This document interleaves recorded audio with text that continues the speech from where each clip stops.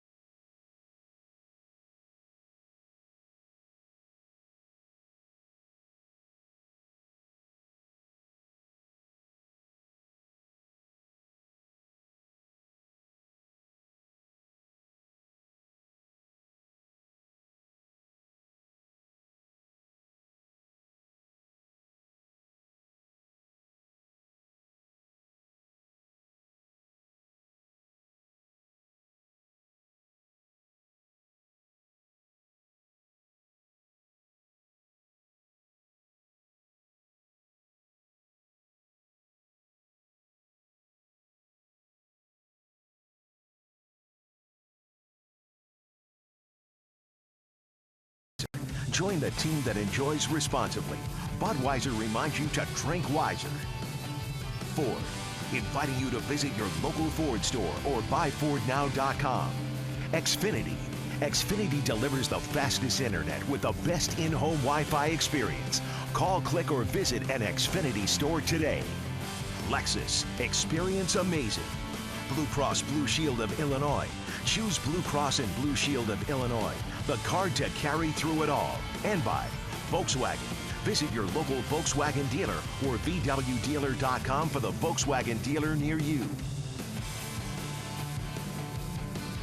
Chicago Cubs baseball in beautiful high definition is brought to you by Xfinity. Xfinity delivers the fastest internet with the best in-home Wi-Fi experience. Call, click, or visit an Xfinity store today. Here's the Mets lineup written out by Mickey Callaway. Rosario, the rookie. McNeil back in the lineup. Austin Jackson, the ex-Cub, hitting third.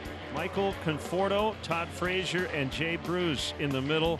Kevin Plawecki had a big night last night. You see 5 hits, including a home run over his last 3. Brandon Nimmo back from the DL, and the pitcher deGrom hits 9th.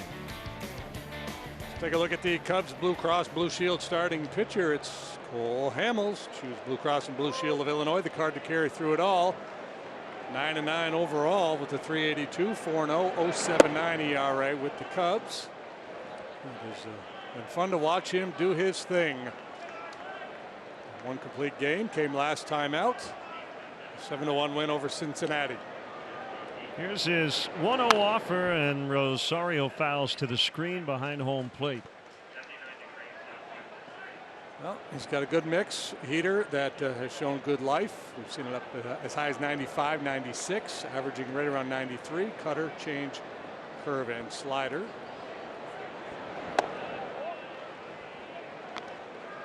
.79 degrees. Things cooled off with a big time shower we got about an hour and 15 minutes ago. The wind is blowing out, but only at 3 miles an hour, and Rosario has led off both games with a hit. He's going to try for 2, and he's going to make it. It's a double.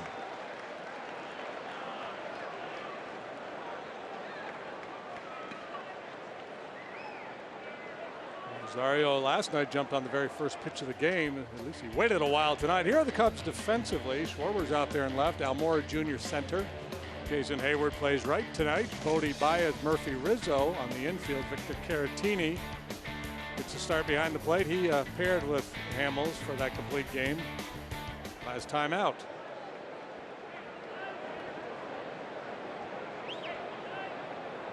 Now Jeff McNeil off to a great start, hitting .336. This is just his 34th major league game, and he hits a ground ball to Murphy. Rosario advances to third. McNeil is out, first out of the ball game.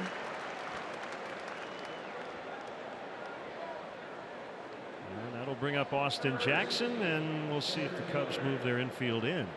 Looks like they will. Good news from Cincinnati early.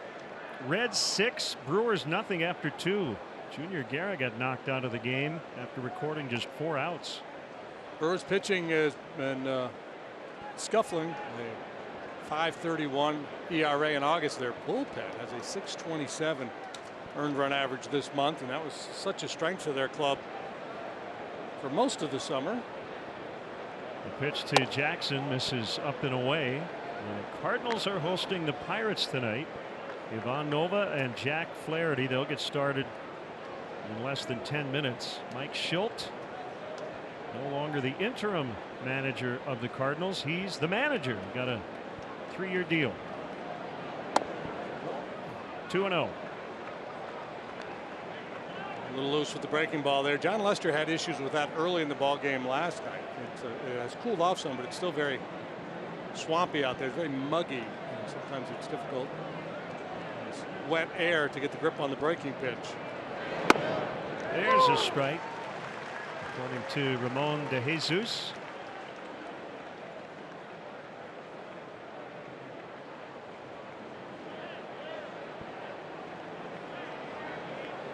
That's got a run in the first last night. John Lester. Swing and a miss.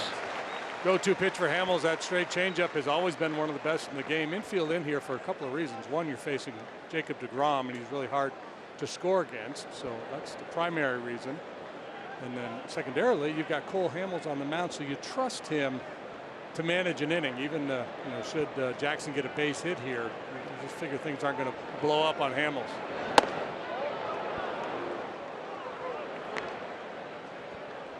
Trade off infield in, you're trying to cut off that run. You know there's a chance you end up giving up a crooked number, because it makes it a little bit easier, obviously, for the guy in the batter's box to reach base with the infield pulled in. Full count on Jackson. Here it is. That foul. He ended the ball game last night against Jesse Chavez. Striking out looking with the bases loaded. Trying to drive in a run here in his first at bat tonight. Hamels goes back to the circle change, has him out in front, just able to get a piece. Hamels has had a season's worth of starts against the Mets in his career. 32 times he's gone to the mound against them. 9-14 with a .399, but it's been since 2015 the last time he faced them. Jackson draws the walk, and that will bring up Michael Conforto. And the personnel is different. Not many of these Mets have much of a book on Cole Hamels. Conforto, for instance, has never faced him.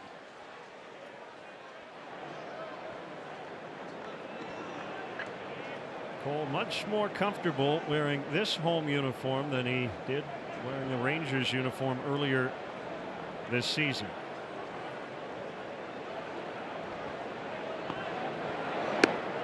And the first pitch strike. Yeah, I don't know if he would have pitched this well had he stayed in Arlington, but it would not have surprised me if he turned his season around, given his track record.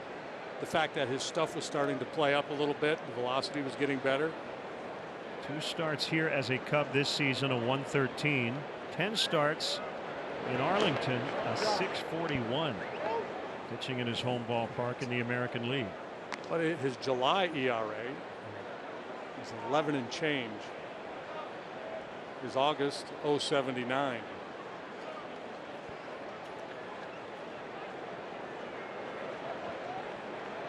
Cubs are 5-0 against the Mets this season. One is wide. Conforto last night hit a home run estimated at 472 feet, the longest in the StatCast era by a Met, and it was his 5th homer in 17 games.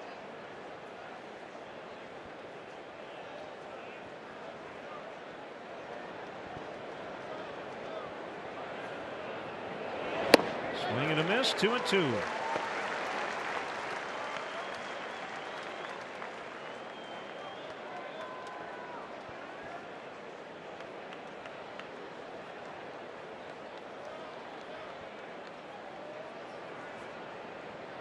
Double and a walk here in the first, setting things up for Conforto. Swing and a miss. Strike 3. Big second out for Hamels.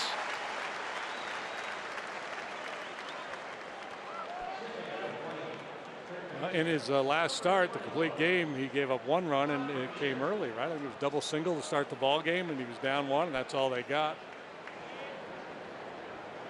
Very upfront about the mechanical adjustments he has had to make this season. Talking about lower half, upper half getting in sync.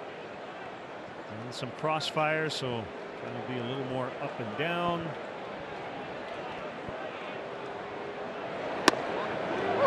He knows his body well, and you'd think so at age 34. And making now almost 400 major league starts. The way he explained it, he said, you know, out of 10 pitches, instead of being out of sync 7 or 8, it's 1 or 2 before he finds like he can get back into rhythm.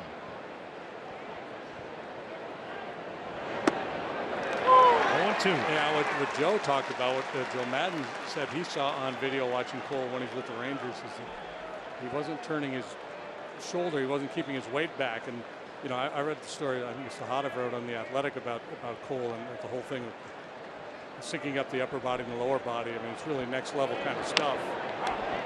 Frazier stays alive. It's not stuff that we ever talked about back in our generation. You read it and go, what?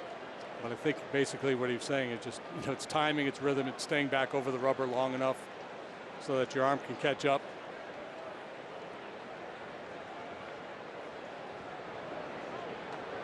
Tough night for Frazier last night. Didn't hit a ball out of the infield.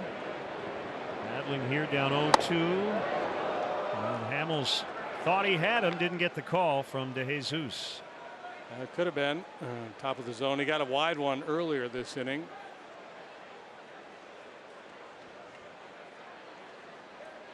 You're rarely going to get that called. It would be good for the game, though, I think, if that pitch was called more often. Swing and a miss, so Hamels escapes. Back-to-back Ks to end it. Cubs coming up against Jacob deGrom.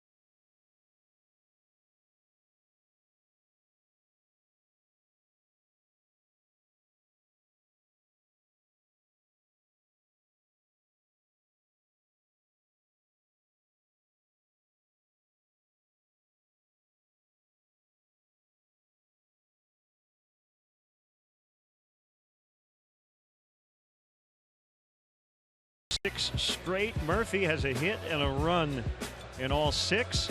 Rizzo moving up, batting second for the first time this season. Hayward will bat third ahead of the cleanup man. Javier Baez leading the league in RBIs. Victor Caratini back of the plate and hitting 5th. Schwarber 6th. Almora in the center batting 7th. The pitcher Hamels 8th. And David Bodie 9th. Metropolitans defensively, they've committed 70 errors this year. That's not a lot, but the advanced metrics don't like them. The defensive run save, defensive efficiency, they're near the bottom of the league. Fordo, Jackson, Nemo in the outfield. Frazier, Rosario, McNeil, and Jay Bruce getting a rare start over at first base. Plawecki behind the dish, 60 feet 6 inches away. Jacob deGrom, look out, serving notice. His old mate. Yeah, I know you're pretty good, but so am I. Yeah, he is a major league ERA leader, and the numbers are eye-popping. The consistency this year, 18 consecutive quality starts, 23 in a row, no more than 3 runs allowed, and he's only 8-8. That might be the most amazing number of all of them. The fact that he hasn't been able to post a winning record despite all that great work. The run support has just been nil. Murphy clubs one to right, and it's run down by Brandon Nimmo, just back from the DL. Murphy punished that ball. We'll get an exit velocity, but it had to be probably 105 plus. Yeah, more impressive work from Murphy. Unfortunately, Nimmo, they're able to run it down. That's a good catch. Taking away extra bases. 103 off the bat. And Daniel Murphy. Here's Rizzo. 3 for 5 last night, 2 doubles, a homer. And he pops it up, and no play for Plawecki. And DeGrom's got a diverse mix as well. He's got one of the better fastballs in the game, averages 96 miles per hour. But he doesn't just rely on that good heater, slider, change, and curveball all in play when facing DeGrom.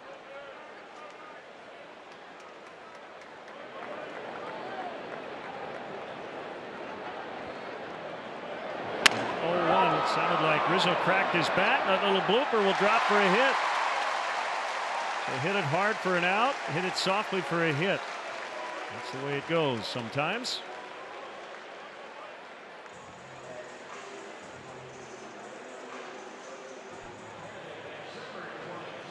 Yeah, they talk about the luck of the Irish, but this time it's the luck of the Italian. Rizzo gets the knock on soft contact. Murphy sitting in the dugout after that bullet. Jason Hayward, 7 out of 18 against DeGrom. With that hit, Rizzo now 7 out of 17.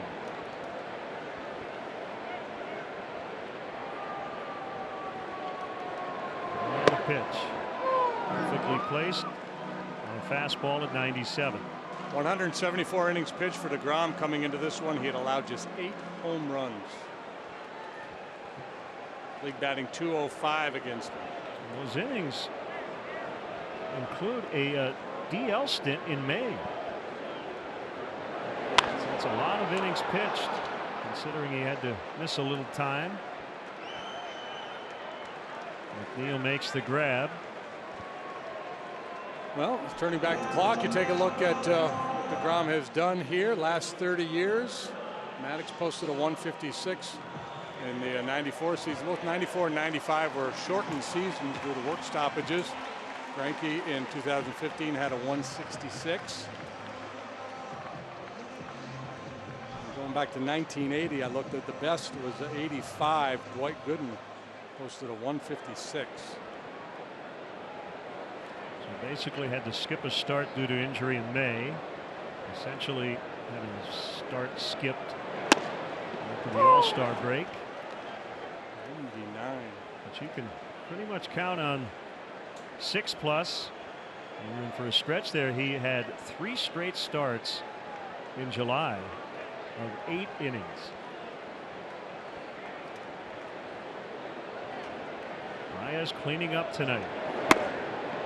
Yeah, and he's not pitching to contact either. That's the difference between he and Syndergaard. Watching Noah Syndergaard last night, there was a lot of two-seamers, a lot of sliders. This is kind of in your face, four-seam the fastballs, like catch me if you can.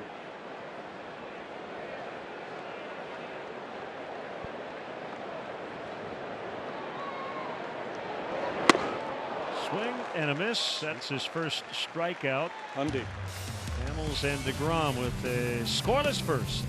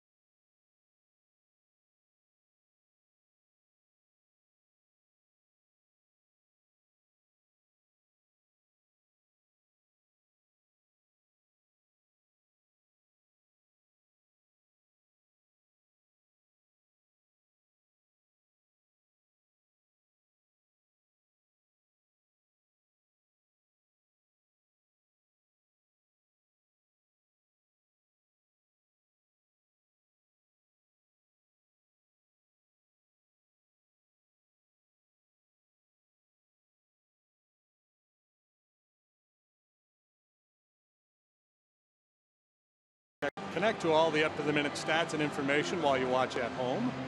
Game Zone is sponsored by The Great Escape. Pools, patio furniture, hot tubs, and more. Escape your everyday. Shop The Great Escape. One fine movie, too, by the way. Great Escape? Yeah.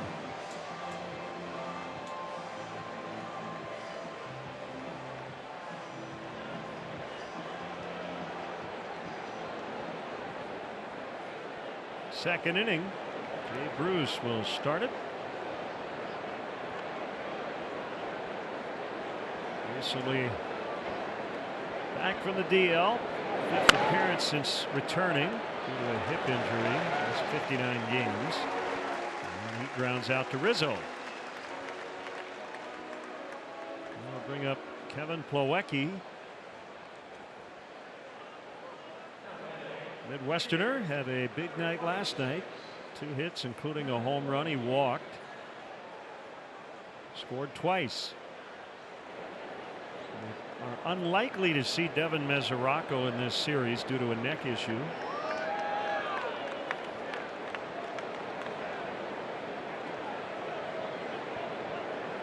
Which neck would that be? Which neck? Yeah. His left neck or his right neck? I'm not exactly sure. How about whole neck? Well, wasn't it a neck thing that he had was it last year or the year before? He's had hip and back. Coming out of the glove of Caratini. 0-2 on Plawecki. I mentioned Hamels has not faced the Mets since 2015. Plawecki, the only man in the lineup tonight for New York that was in the lineup the last time Hamels faced them.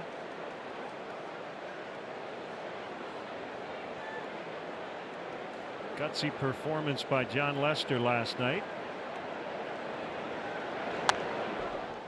As the Cubs were able to take game 1. There's Mickey Callaway, the Mets' first-year manager.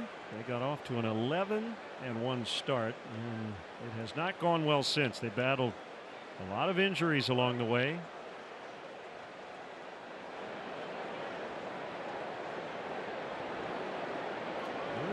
weird spot because they're likely to have a new general manager next year.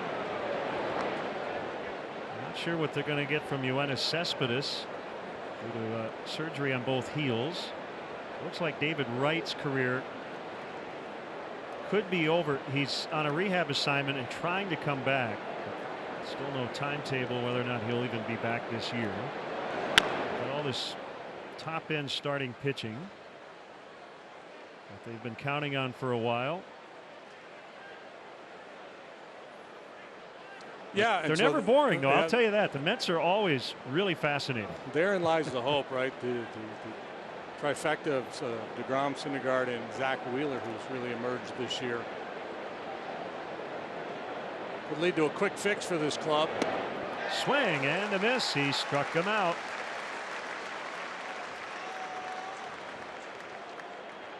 Everybody counts, so everybody in. The weather and the Cubs have heated up during this all-important stretch run, and the Cubs need your continued support all the way to the finish line. Tickets are still available for the final 13 regular season games in September. Get your tickets now at Cubs.com. Pennant race baseball, folks. Nothing like it. Nimmo back today. Missed 12 games with a bruised left index finger. Made that nice catch in right. To Rob Murphy of a hit. Jose Bautista was traded to the Phillies. And Bautista now will become the third player ever to play with 3 teams in the same division in the same season. You got to get him to Miami. And who else is he missing? The Nationals. Nationals. That's probably not going to happen.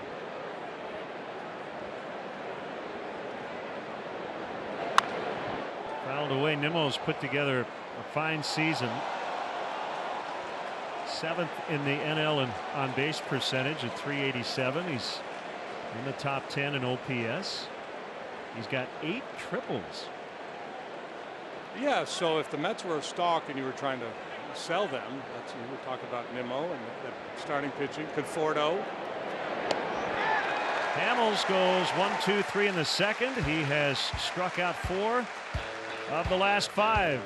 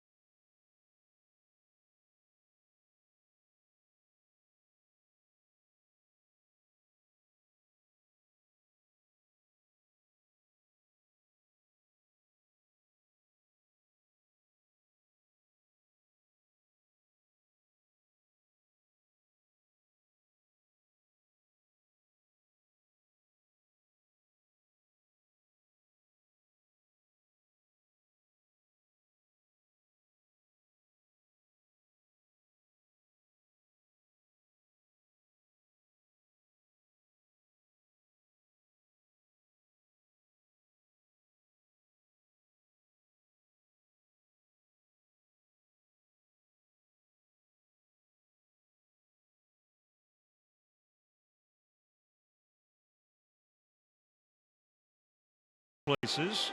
And one reason Joe likes to spot Victor Caratini is because Wilson Contreras running away with the innings caught crown. See Lucroy, Grandal, Molina, and Barnhart in the top 5 as well, but nobody over 900 innings except for the Cubs' number 1. Yeah, and with this extreme heat the Cubs have been playing in lately, good to give him a little bit of a break. He plays with so much energy. You kind of think, well, he doesn't need a break. Look at him. He's always in go, go, go mode. But everybody wears down a little bit. So it's a switch hitting Caratini, and he fouls for strike one.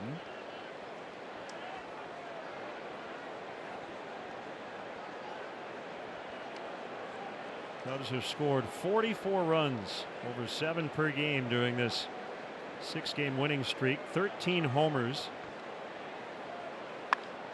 And a drive down the left field line out of play. As you would expect with a team that's winning as much as they are here lately, all phases have been really good. The starting pitching has been lights out. The bullpen continues to be solid. Defensively, the work is good. In a stretch of 23 in a row without an off day, Joe hinted at a very different looking lineup tomorrow. That is a fair ball, diving stab. Jay Bruce, he'll get it to DeGrom in time. The Mets with a couple of excellent defensive plays behind DeGrom here early. And one of the things the Mets are going to do the final month of the season is try to get Jay Bruce a number of starts over there at first base so they can consider their options for next year, whether he's a guy who's going to play a lot at first base, be a full-time first baseman, or return to the outfield remains to be seen. That is a big topic of discussion today around the Mets. Is maybe the #1 first base prospect is Peter Alonso, who's putting together a huge offensive year in the minors.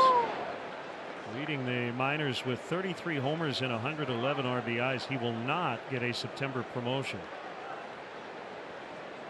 Basically, they said there's no playing time. With Bruce and Flores, Dominic Smith likely to be back when rosters expand. There are defensive questions about Alonso, but he took issue with that. Declared today he's going to win a Gold Glove one year. Okay, I like the attitude.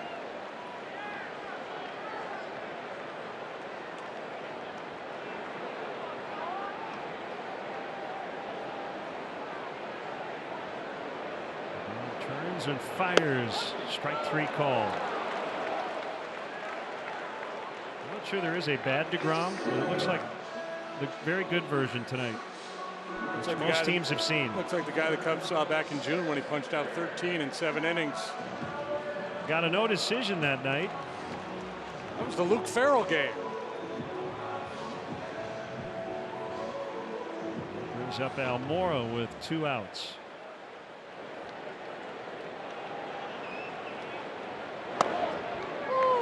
And a strike called. Talk about establishing heater early, man. He is just reaching back and letting it fly. 3 runs or less allowed in 23 consecutive starts for DeGrom. A couple of Florida natives matching up here. DeGrom from Ormond Beach, just north of Daytona Beach, and Almora from South Florida.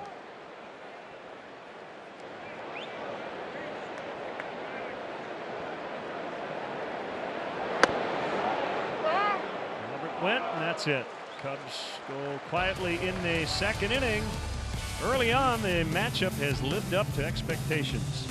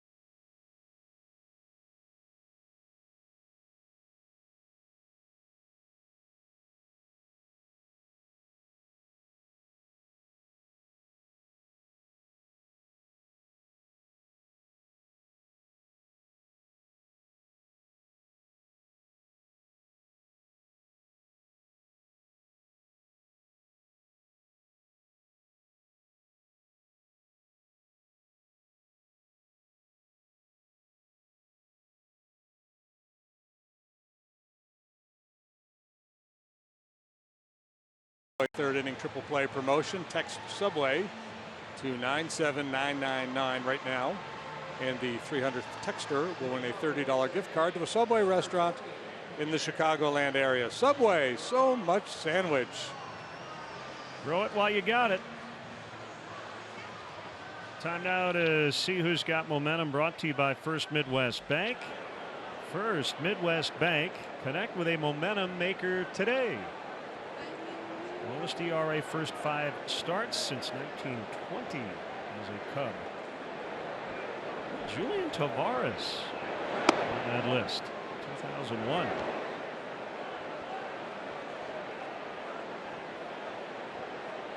Art Neff pitched in the big leagues from 1915 through 1929, finished his career with the Cubs.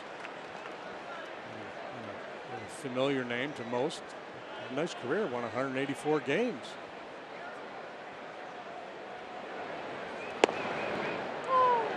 One and two on DeGrom, who can handle the bat. And plate umpire De Jesus looks like he's hunting strikes tonight. That's foul. So let's see, what did John Lester not do last night? He picked off a guy at first. He had a go-ahead 2-run hit. He made a great stab on a liner back to the mound, and he recovered beautifully after a rough first 2 innings. I guess the only thing he didn't do was get the win. Shanked liner to David Bodie for the out. It was good work from John. Yeah, he battled. Unfortunately, he did not get the W because he worked very hard. It was a little rocky there the first couple of innings, especially the second. A lot of hard contact. Home run, 3 hits. He left the bases loaded and really turned a corner. Very impressive.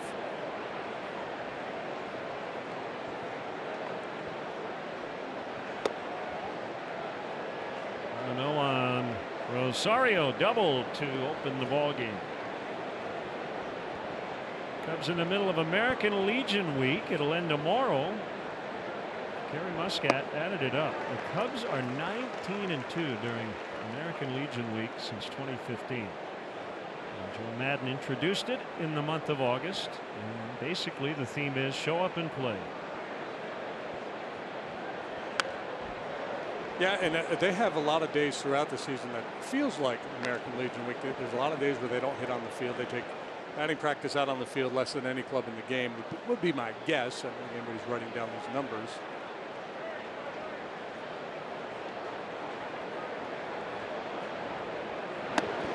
For example,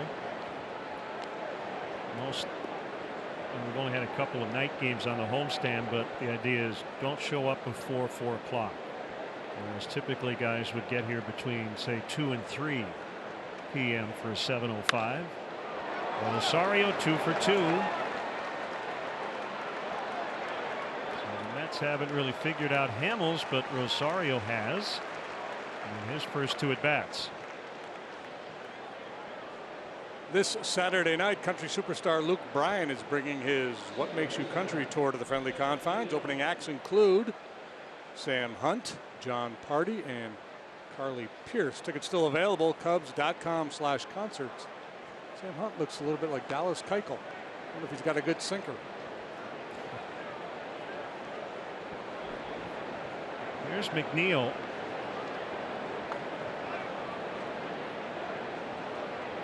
McNeil had an 11-game hitting streak, but he was out of the lineup last night due to a quad issue. He flied out as a pinch hitter, so that ended the streak. And he has got an old school bat. Does it look a little different to you? Well, he's got the cupped end. I see that. Well, the other end is the key. Oh, he's got the bottle bat. Now the no knob bat widens at the end, but no actual knob. It's 34 inches, 32 ounces. That's very normal, but it's the balance of the bat that makes it feel lighter. Typically bats, the weight is at the barrel end, but this is a little more balanced. Yeah. So he may be sacrificing some whip. Well, his hitting coach says it's really no difference. It's just more of a feel thing.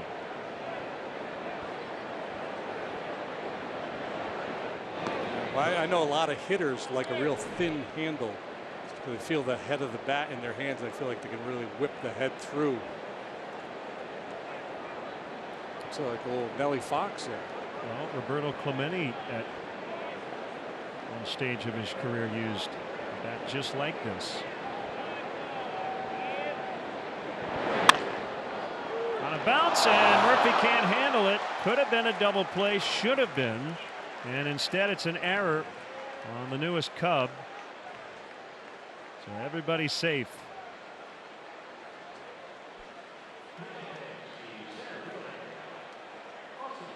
Yeah, the biggest issue with Murphy out at second base is the lack of range. Normally, if he's going to get his glove on it, he can make the play for you, but this time just clanks it.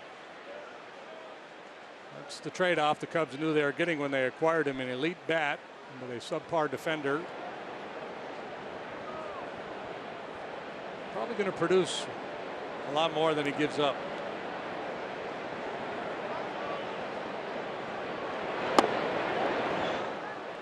Outside to Jackson, who walked in the first. I think we did this bit when he was a Cub. Trying to think of guys with first and last names of cities. I do remember that conversation. Yeah. Tyler Houston, something like that. 2-0 the count.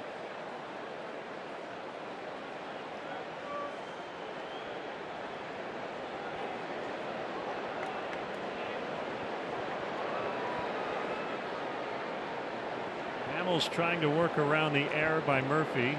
Rosario takes off. It's a double steal attempt, and he's safe. Somehow he got in. So both base runners, Rosario and McNeil, will get a steal. Rosario with his 17th, McNeil with his 4th, and he is slow to get up. Mets were pushing it a little bit with the running game last night as well. Looked like the throw was there in plenty of time, but the tag does not get him initially. Cubs want to take a look, though. He's out. He's out. Bodie had his foot there, so there was no base to grab for Rosario. Well, he's going to be out.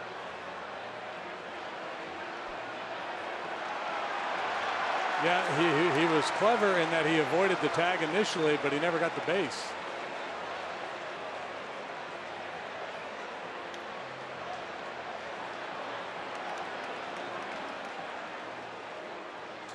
I think DeJesus missed the pitch at home plate too. We can call it a ball. Looked like a good pitch. And they did reverse the call. Joe keeps his challenge. Rosario caught for the second time in the series. He's 1 for 3.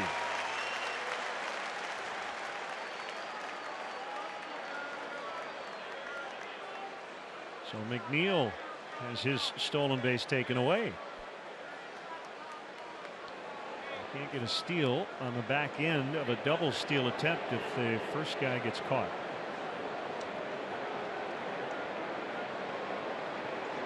Last pitch wasn't a bunch of no-brainers, I thought. Number 3 there certainly could have been called a strike, but was not. And Jackson has walked twice. And that will bring up Conforto. The wind basically doing nothing. I mean, every once in a while the flag will kick up in center, but not like last night when it was whipping straight out for 3.5 hours. Yeah, there's more in the area. We might get some weather later on tonight, hopefully long after this game ends.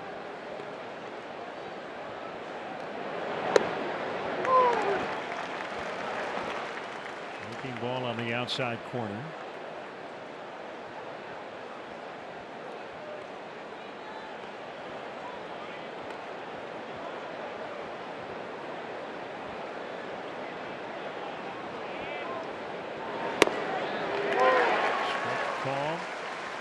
Caratini caught Hamels on Thursday when he went the distance. StatCast AI powered by AWS, and Victor got rid of it quickly. Gunned down Rosario. The 0-2 misses outside.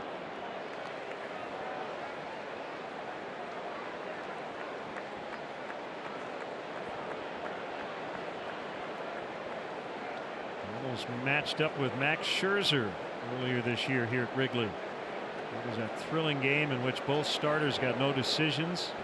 David Bodie hit the game-ending grand slam. Tonight it's Hamels, DeGrom. No, for the most part, the pitchers aren't really facing each other, even though they both bat. But it's a little different on a night like this, you'd have to think, for both guys. Yeah, I think what they're up against. Yeah, I think one of these guys, you relish the matchup.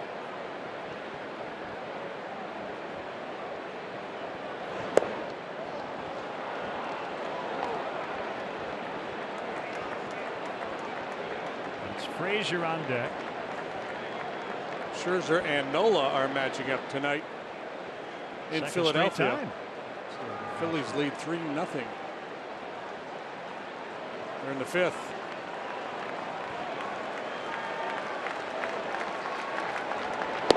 Swing and a miss, strike 3. So the Mets have stranded 4 through 3 innings, and Hamels able to skate around the error earlier by Murphy. Still 0-0 in the 3rd.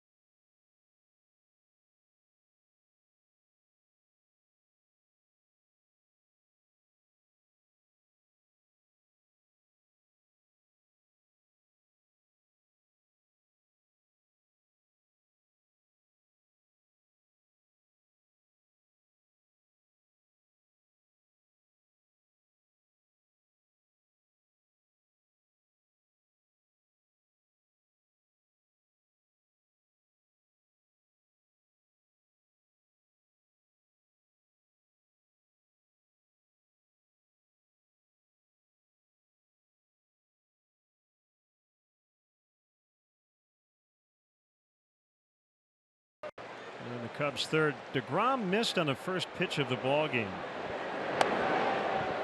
18 consecutive strikes, and then ball 1 to Hamels.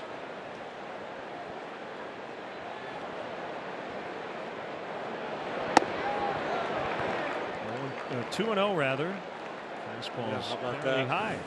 18 out of 19, and then a couple of misses. Again, top of the zone could have been called there, but he uses. Force him to bring it down a little bit.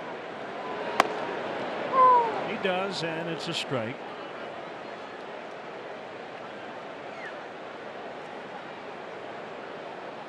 Chris Bryant playing 3rd base tonight for the Iowa Cubs. So we'll keep an eye on him. And Joe Madden admitted this is an important game for Chris. If he comes out of it feeling good, we could see him back here within a couple of days as DeGrom comes back to fan Hamels 1 away. On Wednesday, September 12th, Cubs Brewers first pitch 7:05, and up to the first 10,000 early arriving fans receive a Cubs digital alarm clock presented by NG. Tickets still available. Get yours at Cubs.com.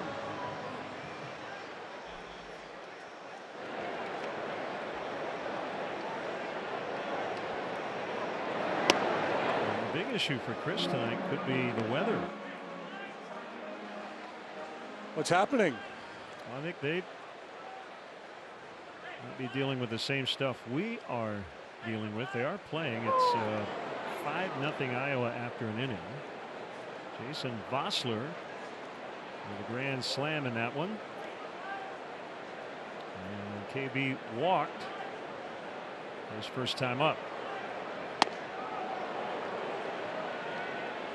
1-2 on David Bodie, one of 5 Cubs filling in at third base during Bryant's now 32-game absence.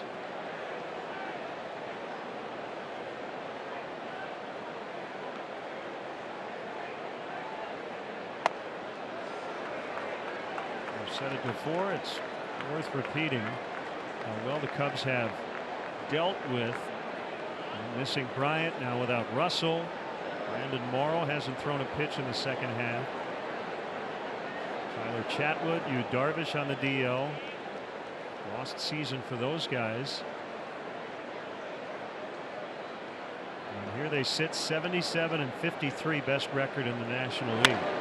Ground ball toward the middle, and it's Rosario to come out.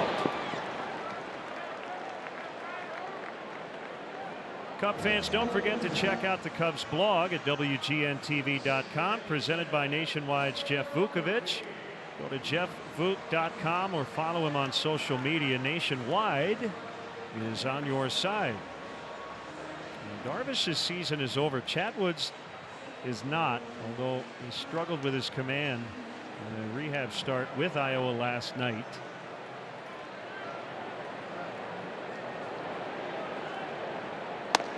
Swing and a miss by Murphy. Doesn't swing and miss very often, and almost never pitches in the strike zone. That one was elevated a little bit.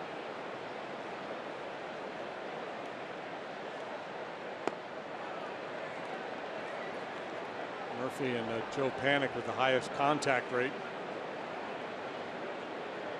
in MLB.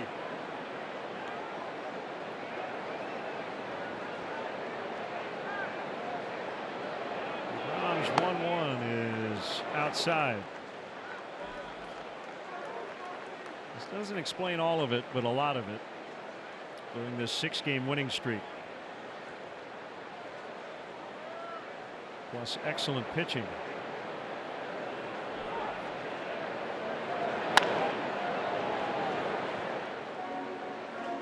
Yeah, well, there was a stretch there where Javi was swinging it pretty good, and Anthony and everybody else pretty much was scuffling. Murphy came along. Others have started to pick it up. Javi had gone down a little bit. He's picked it back up.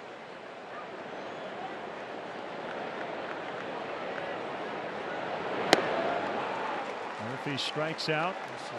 This is pretty impressive. 0-0 at the end of 3.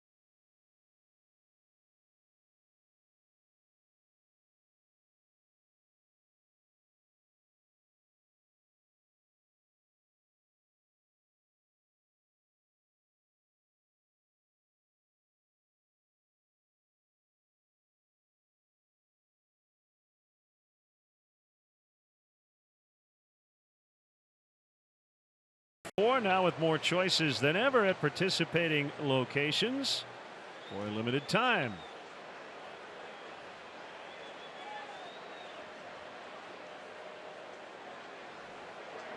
Gonna try the apple pecan salad at Wendy's. I'm told it is a winner. I've heard really good things about that. Maybe mix in a little frosty for dessert. Todd Frazier with a foul grounder past third base.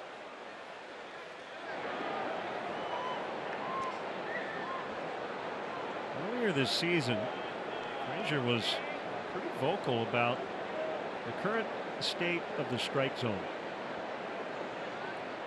Remember reading those comments? I do not. Said, I'd like to sit down with Rob Manfred or anybody at MLB and talk to them about it. You have to be better than that. Talking about umpiring in the strike zone. I'm guessing he wants it smaller, not bigger. Well, you could do a whole thing then with his, they call him the Todd father. You could do this whole Godfather kind of takeoff with Todd having a meeting with the commissioner. After one game early this season, he said the post-game report provided to the Mets of an umpire missing 14 pitches. Out of how many? I'm guessing well over 100. Yeah, it doesn't seem like out of line what probably happens most big league games.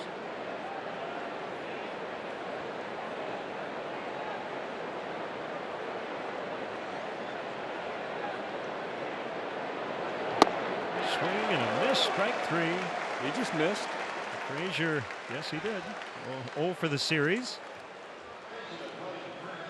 I think he just chose to vocalize his issues. I think he probably does speak for some players. I don't know if the computerized zone is something we will see in the next few years, but there seems to be momentum about considering it. Ben Zobrist, after his first career ejection recently, mentioned that. Well, that was the cause for his first career ejection. Phil Cuzzy, right? He said that's why we want the robo ump.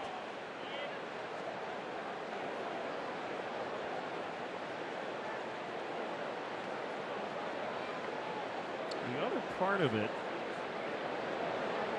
which gets tricky, 2-1 on Bruce, is that the box we use and what everybody sees. I think Cuzzy actually said it, that umpires don't necessarily get graded on that box, right? It's a miss, or it's right, or it's wrong.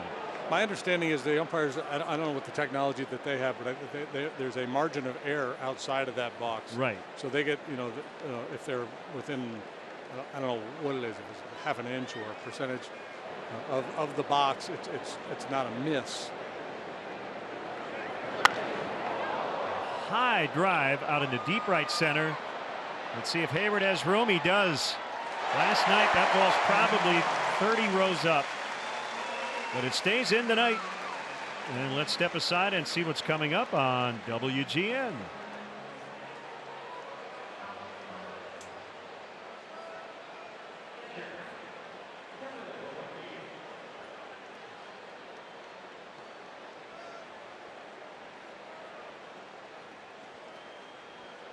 Cubs looking for their season best 7th consecutive win. They have not lost to the Mets this season.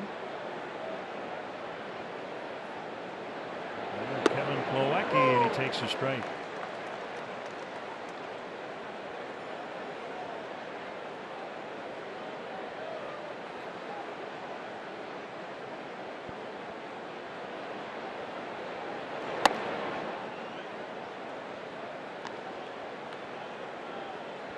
That's a beautiful bat he's swinging. Did you notice the grain in that bat? Wide grain is harder. Hitters are always looking for the wide grain. Are you a grain expert? Well, they wouldn't give a pitcher. They wouldn't give me a bat with good grain. They wouldn't waste that on a pitcher. Oh yeah, that's a gorgeous it's piece of wood, isn't it? Yeah, a little craftsman.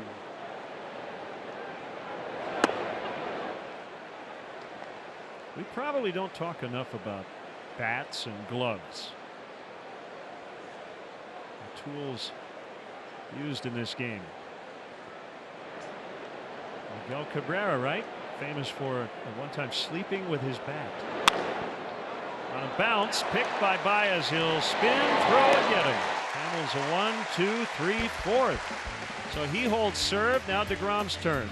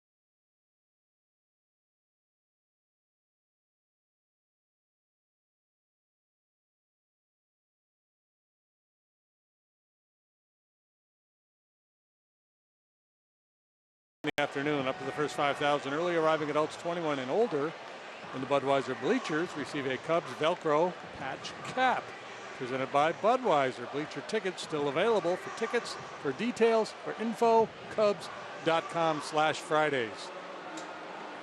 Jose Martinez, 2-run homer in the first. Cardinals lead the Pirates 2-0 in the fourth.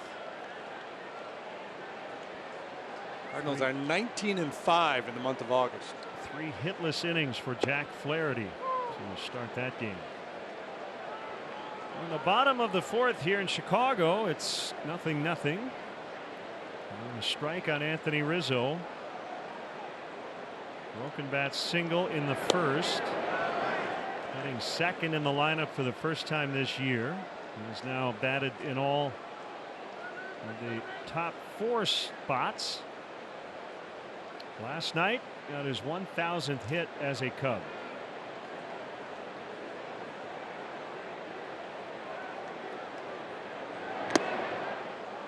Foul tip. 1-2. Now on pace to drive in 106 runs and hit 27 home runs year in and year out. He's been a 30 homer, 100 RBI man.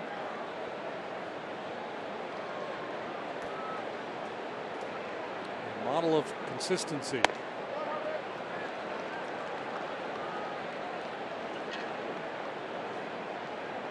DeGrom went to Stetson University in DeLand, Florida. Played infield. Once homered off Chris Sale. He pitched regularly until his junior year, after which he was drafted in the 9th round. Yeah, and that the lack of pitching experience in college probably why he fell to the 9th round, because that's a first-round arm out there for sure. And he's 30. But with that velocity, he's pitching like he's 22.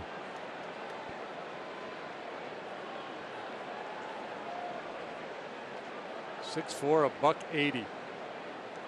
A lot of guys, when they're 30, you start talking about, well, he needs to learn how to pitch because his stuff isn't as good as it once was. Rizzo caught looking. Looks to me like he knows how to pitch and he has the plus stuff. And you see the intensity of each and every pitch. He is absolutely a man on a mission.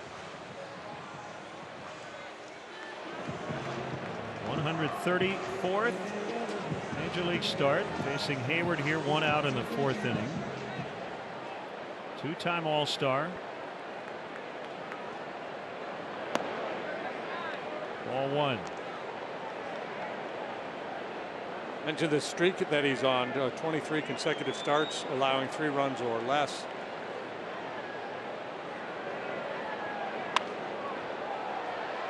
It doesn't happen very often, and here's the evidence. Only Dwight Gooden in 1985 had a longer streak. So he has a chance to tie the Mets mark tonight. And this is, his streak is in the big leagues, in big league history.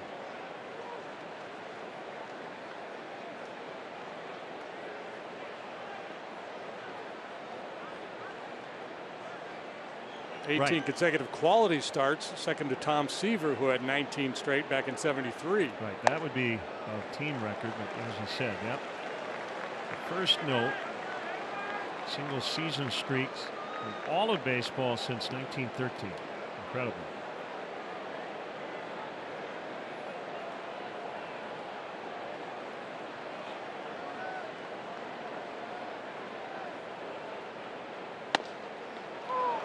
Two on Hayward. You know, when you go into a game against him, you got to get good pitching. You scratch and claw and fight, try to find a way to score a run or two and hope it holds up. Earlier this year it did. Get to their bullpen. Half that game was against the Mets bullpen, right? He went 7, the game went 14. Conforto will make the grab. Time now for our high-speed replay powered by Xfinity, and we're being literal about high speed.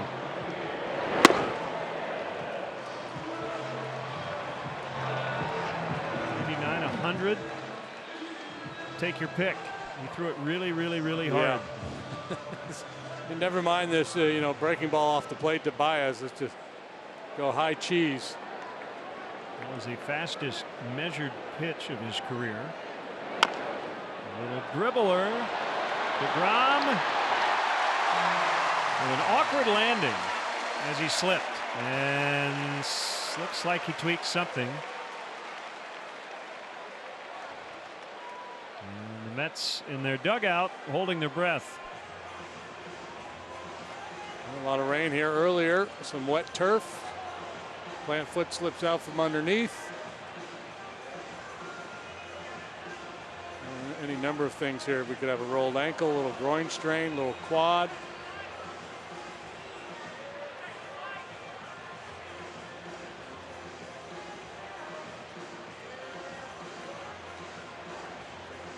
Second hit of the night for the Cubs. First one a little flare off the bat of Anthony Rizzo. Now this dribbler from Baez, who probably will be looking to steal a bag here.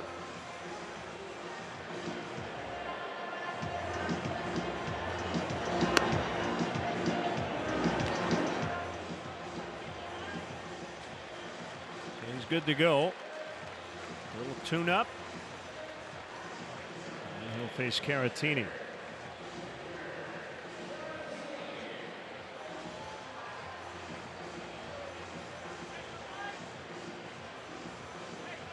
So difficult, if not impossible, with moments like that to turn off your competitive motor, because DeGrom really would have had to make a superhuman play to get Baez.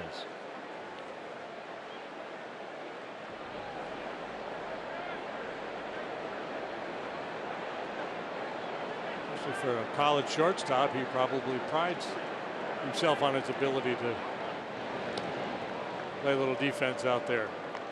It's like if you could have that TV remote button and hit pause for 3 seconds and go, okay, there's 2 outs, nobody on. If he's safe, it's whatever. If I go after this ball, I might pull out a groin. That gets into right. And Baez will hold at second, and he's safe. Rosario Couldn't get there in time. Nimmo fired up. Strike to second behind the runner Baez.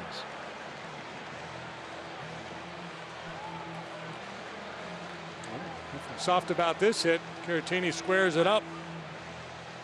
You gotta be careful taking that big turn at second base.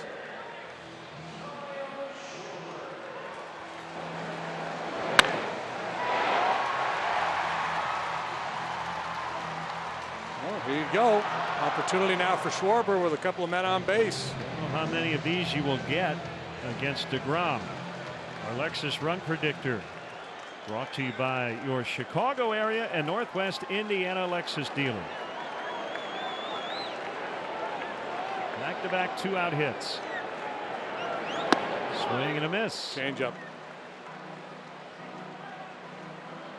Started Anthony sinker changeup, went on to strike him out. First time through the order, he was heavy fastball, and now second time through starting to mix it up a little bit, especially with a couple of guys on base.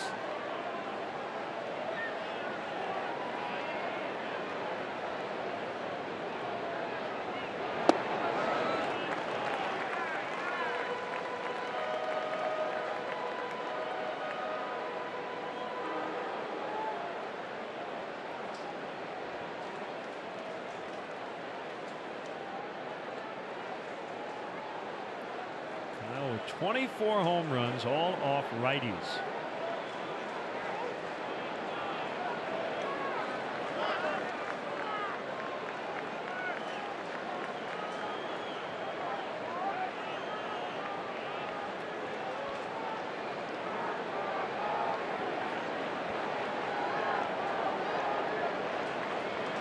There it is.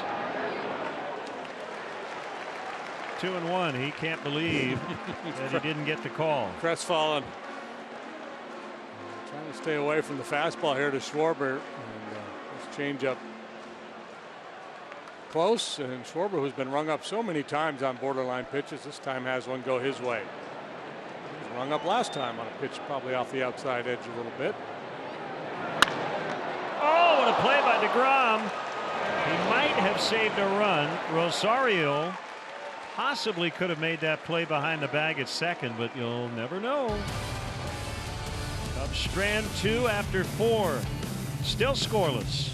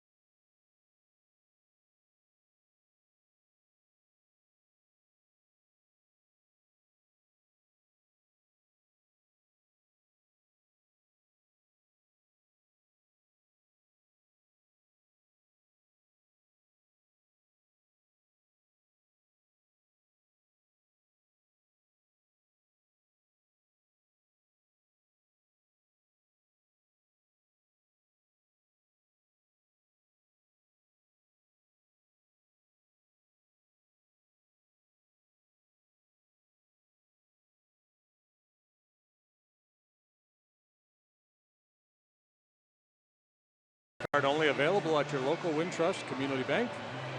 Go to wintrust.com/Cubs to learn more. Member FDIC.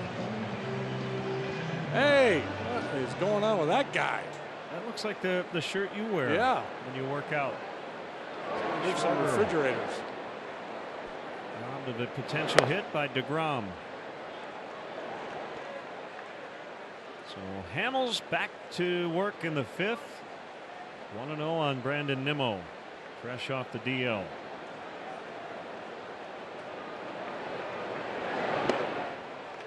One. Hit by pitch is in play. He's been hit 18 times this season. And pretty deep in the outfield and a step or so the other way. Especially against a lefty, he's more likely to hit the ball to the left side.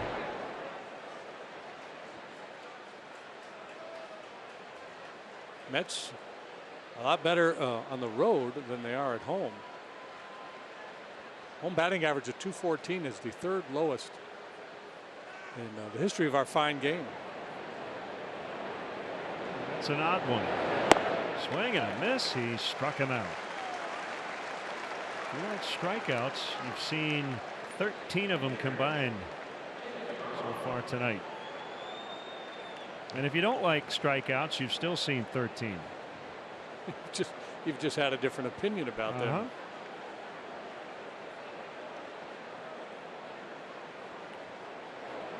Well, there's a lot of talk around the game about pace of play, not enough balls being put in play. Hitters don't care about striking out. This is more about just 2 elite pitchers doing their thing tonight. This is not so much about bad approach by the hitters.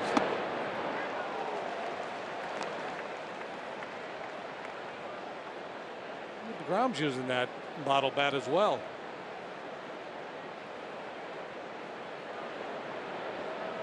McNeil said when he swings one of his teammates' bats, it feels really heavy. That's a good play by Baez. And he waited too long. DeGrom beats it out, infield hit. Javi took too much time with a pitcher running. Again, DeGrom, a good athlete. It happened the other day. It was actually in Hamels' complete game. Jose Peraza hit Javi a ground ball, and he waited back on it. Peraza can really scoot. Here it's a little more understandable with the pitcher going line. He probably felt like he had more time, but indeed did not.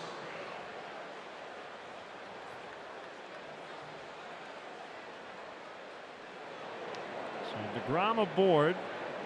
So whatever he tweaked going after that Baez infield hit, it didn't bother him a bit going down the first base line. A bunt by Rosario, and it's a pretty good one, and Hamels won't make a throw. That's a hit for Rosario. He's 3 for 3. He has been awfully impressive here in this series.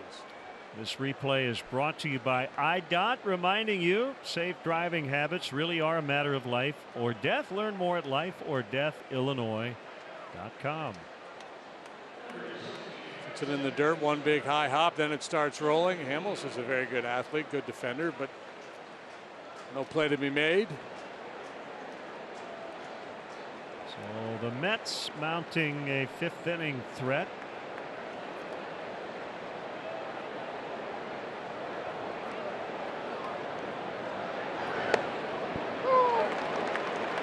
Curve strike to McNeil.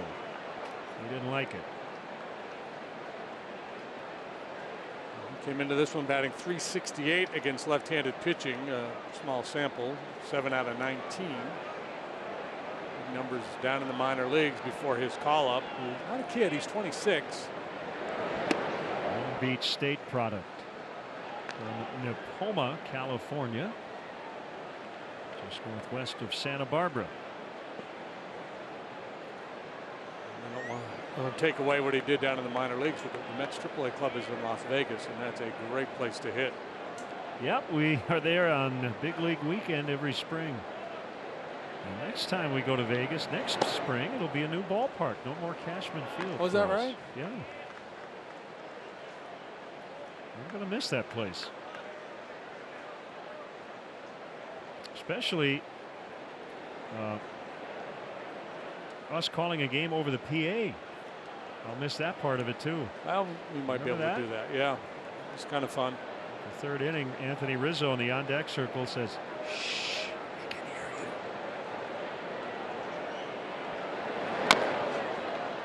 To first, and it is Rizzo, and it's a fair ball, and McNeil is out. And the Mets have him at 2nd and 3rd for Austin Jackson. He's had good at bats tonight. He has taken walks both times he has been up. I guess I should say he's had 2 good plate appearances because he does not yet have an official at bat tonight.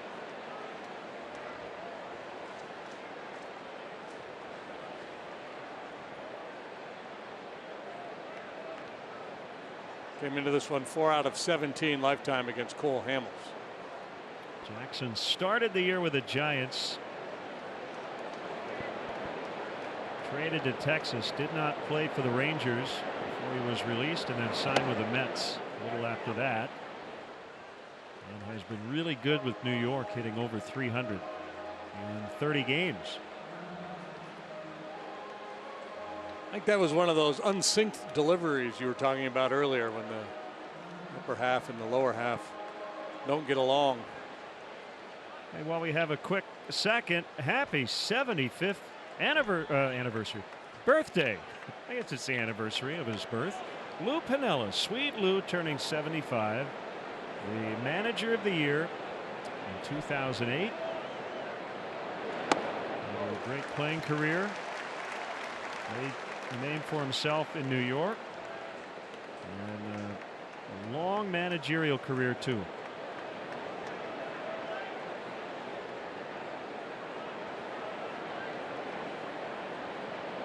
Hopefully sipping a pina colada tonight down in Florida. Lou is an outstanding high school basketball player growing up in the Tampa area. That's right. I remember Jim Hendry telling stories of when he was a kid going to watch Lou play basketball. He could jump out of the gym in the same area. Yep. That's a strike. It's 2-2. Well, Hamels doesn't have the 99-mile-an-hour heater that DeGrom does, so he has to be a little more resourceful. A few more off-speed pitches, work the edges. And realize how important this 2-2 offering is right here.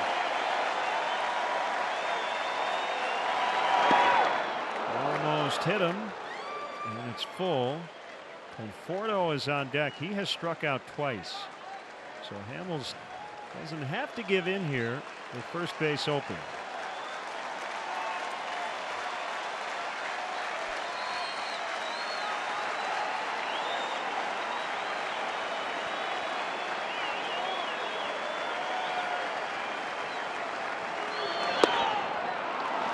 Jackson walks yet again. Showing the good discipline there in a high leverage situation with a couple of men in scoring position. I thought Cole might go change up there on 3-2.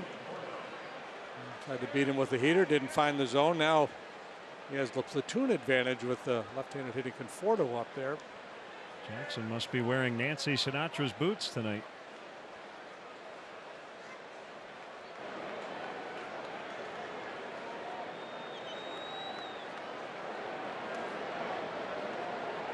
Bases loaded. Swing and a miss by Conforto.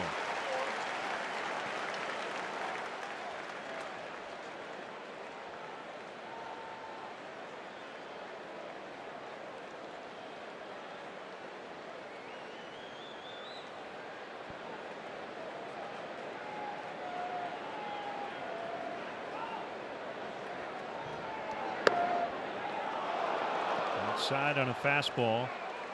Hamels is throwing his fastball more often than he did with the Rangers, and the velocity has gone up. It's just over 92 on average for Texas. It's now up almost 94 with the Cubs. Yeah, his last handful of starts with the Rangers that started to click up. He did a real nice job scouting and pulling the trigger on that deal and giving up a minor leaguer, not a big prospect. Rangers were ready to move on from Hamels, who's making a lot of money, has a $20 million option for next year. The timing could not have worked out better. Bases loaded, 2 down, 5th inning, and a scoreless tie.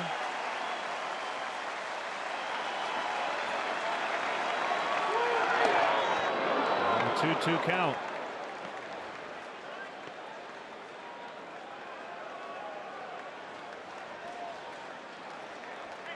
114 pitches for Hamels in his complete game last time out. That's his high pitch count for the year, highest in a couple of years, as a matter of fact.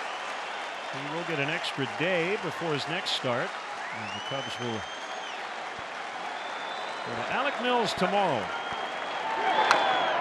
And then Mike Montgomery slated to come back from the DL on Thursday.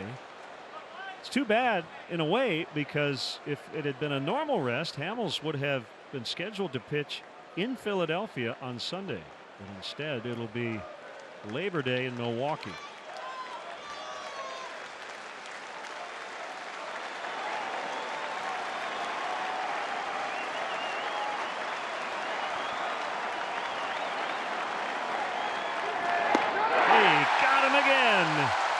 Mets leave the bases loaded, and we go to the bottom of the fifth. Cubs and Mets, 0-0.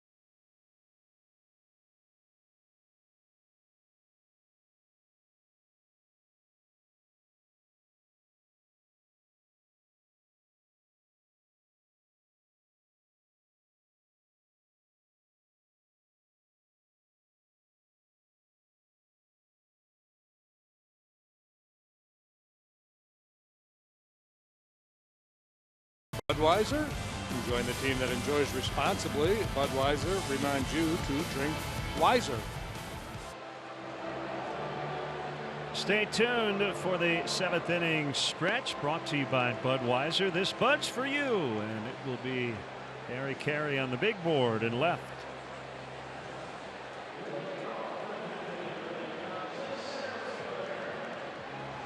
Nice work by Cole Hamels to escape the top of the fifth. Striking out Michael Conforto for the third time, as the Mets stranded 3. DeGrom will face 7 through 9, starting with Almora in ball 1.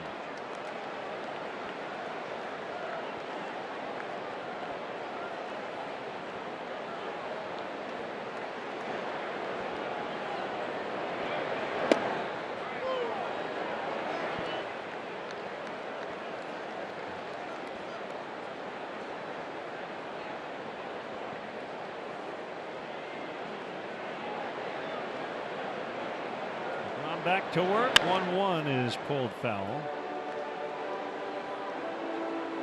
Mistake there, elevated off speed pitch.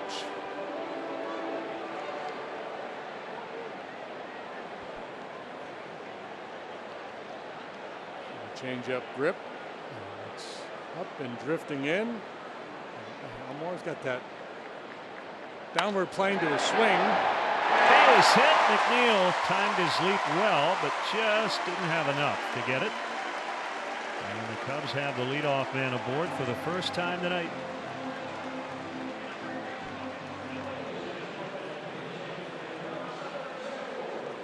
Joe's not going to wait around. He's going with Tommy LaStella to pinch hit for Hamels, who had to work a little extra hard in that 5th inning. Yeah, pitch count, a couple of tough innings. He was probably going to give them one more max. A chance to strike here with a leadoff man reaching, so it makes perfect sense to pull the trigger and go with LaStella here. So that's 6 consecutive starts of at least 5 innings and no more than 1 run for Hamels as a Cub. Incredible.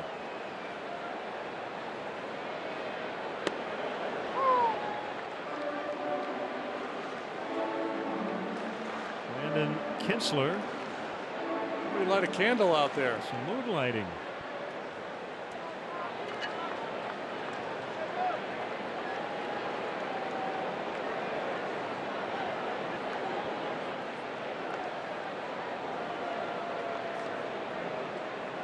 Meanwhile, DeGrom kind of doing what he normally does. That is pitch really well and be locked into a scoreless tie. 8 times this year the Mets have scored 0 or 1 behind them. That was going into tonight. It's almost like they've made a deal. Hey, you don't need a whole lot of help, so we're not going to give it to you. Well, when you talk Cy Young candidates, he is very much in the mix. He's not going to have a 1-loss record that will compare to the other candidates. I think we're generally past that as kind of the end-all be-all. He's pitching on an also-ran, but you could make a case that, you know, he does pitch under a lot of pressure because he doesn't get much run support. You know, he knows the margin for error is tiny. If I had a vote, and I had to vote right now, I would vote for DeGrom. He has allowed 33 earned runs. This is his 27th start. MLB.com did a poll, would-be voters, I guess writers, and right now they gave the edge to DeGrom ahead of Scherzer, and then Aaron Nola was 3rd. But it's so close. Any one of the 3, depending on what happens in September, could win this award. He strikes out the pinch hitter LaStella. He has at least 1 strikeout in every inning. 7 in all, and now David Bodie. Hamels struck out 8 in his 5 innings. Yeah, there will be those who will justify a vote for Nola or Scherzer or somebody else, and they'll say, well, some guys just know how to win. That is bunk. Your job as a pitcher is run prevention, and he's been the best in the business. You know, again, it's just a small margin over what those 2 guys have done, so it could change.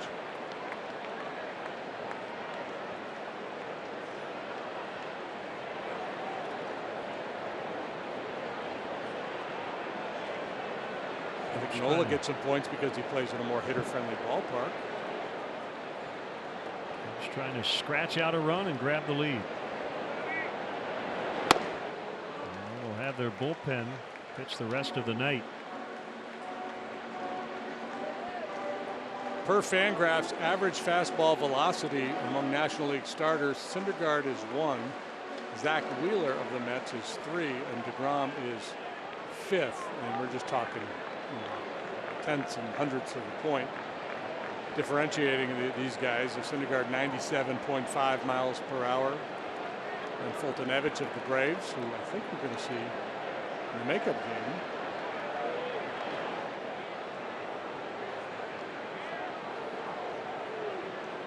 Phillies must have an off day, because if not, we would see Nola, but I don't think we're going to see him. Just think about the possible gauntlet of pitchers that the Cubs would have to deal with. Yeah, we will not see Nola or Arrieta this weekend, based on the way things line up currently. If the Phillies were to keep Nola on his 5th day, so Syndergaard, DeGrom, Fultonevich, Nola, likely Scherzer when we see the Nationals, and possibly Strasburg. Have to give a hitter nightmares.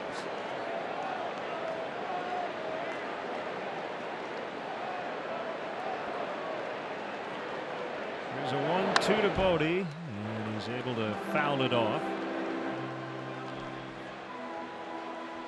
So the Cubs starters that have hit their stride, they've been really good lately. So that's the good news. Able to compete against those frontline starters.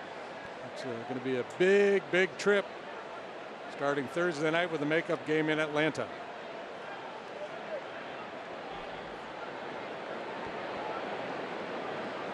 Graphics people, they've got us sweeping the Nationals. 4 W's in a row in the trip. Back to the mound. The second for one. Relay will be not in time. So Almora's out. And it will bring up Murphy with a man at first and 2 gone.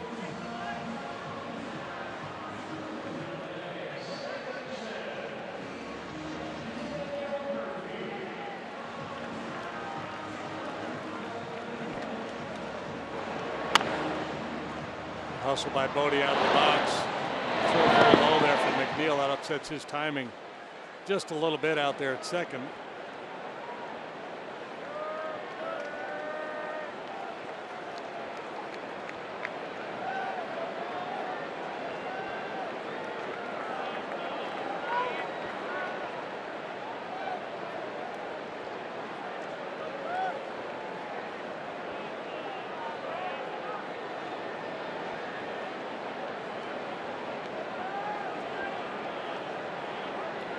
Faced Madison Bumgarner in his last start.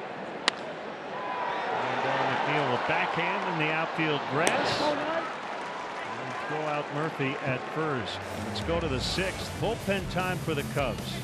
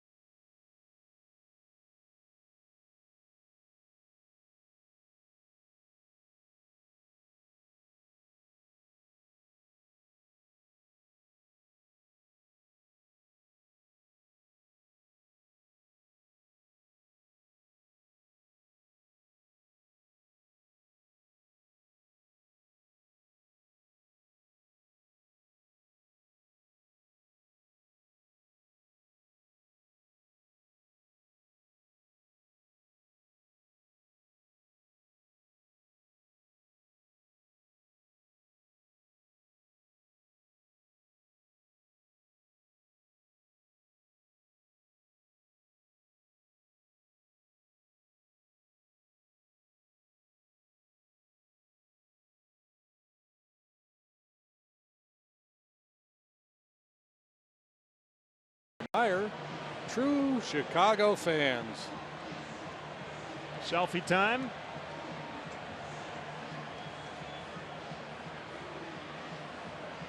Brandon Kinsler will work here in the 6th after Cole Hamels dealt 5 more scoreless innings. Well, it looked like the cast of a new TV show coming out this fall there, that group out there. Friends, the sequel. Kinsler, 56 games overall, 1-3 with a 4.32. That ERA's taken a little bit of a hit here in recent days, especially on Saturday against the Reds when he worked a third of an inning and allowed 4 runs, a couple of home runs. Well, who turned on the AC? The wind has turned around. It's blowing straight in. Frazier, slow roller to third. Bodie will barehand, and the throw is late. Good try. With Frazier Had a tough series at the plate. Still hasn't hit one out of the infield, but he does have his first hit.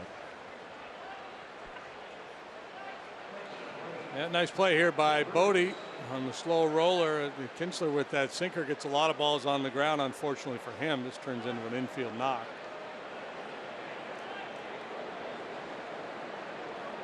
Make a pitch, you get weak contact. You still have to deal with a base runner. Jay Bruce flied to the warning track in right center in the 4th inning.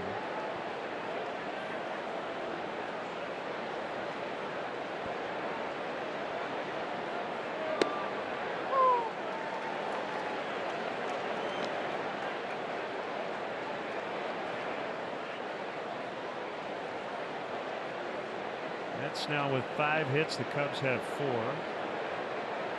I've got 1, 2, 3 of the Mets' 5 hits have been on the infield, including the Rosario bunt in the 5th.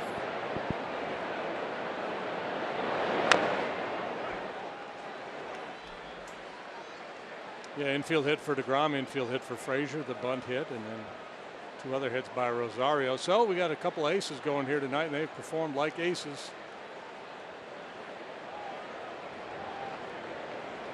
Sometimes these much anticipated matchups don't pan out.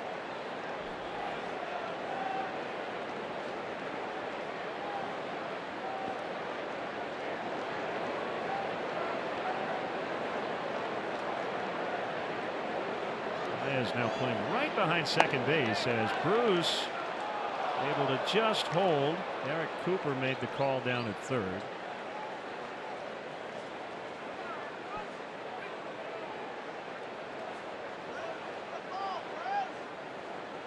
By design there, the elevated fastball had a lot of run. A different feel for Kinsler, who typically likes to sink the ball. Smothered by Caratini as he picks it out of the dust. So the wind has turned around and now coming in off the lake. Feels good.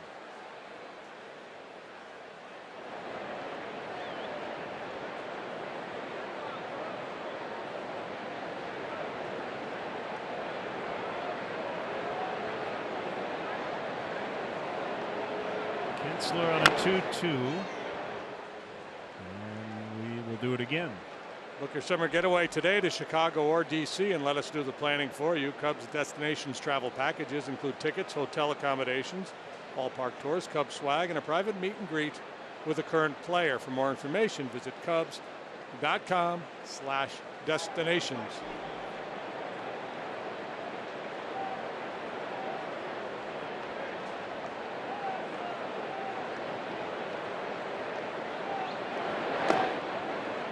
Brewers are not done yet. They were trailing 6-0 after 2. It's now 7-6 Reds in the 7th. Christian Yelich with the first 2-homer game of his career. He's got 25 on the season. Yeah, he's had a monster year. You figured the home run numbers would spike for him getting out of Miami. Cardinals lead 4-1 over the Pirates in the bottom of the 5th in St. Louis. Tyler O'Neill now has homered.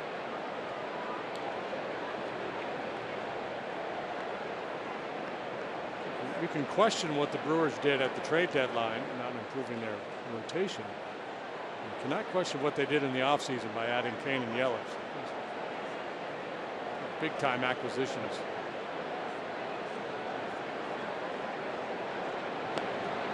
Rozier looks like he wants to go here on a 3-2. Mickey Callaway might be a little more aggressive. Trying to grab the lead. Yeah, you got a ground ball guy out there. During the double play, yeah, he's going to go. And it's ball 4. So 2 on, nobody out.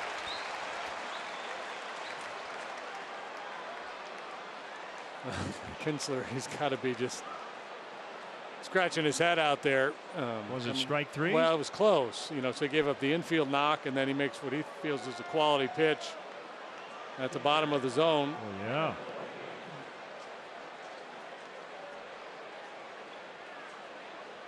He might be as upset at Bruce for not swinging at it.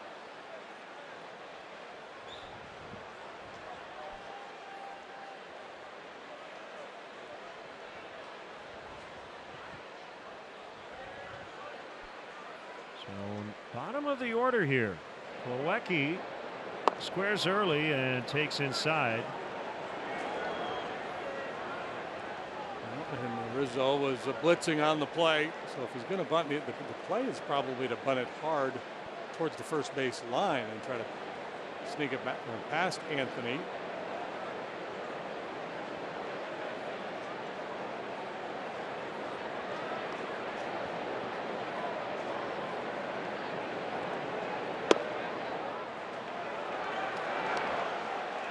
Jim Hickey will interrupt the proceedings. He wants to talk it over.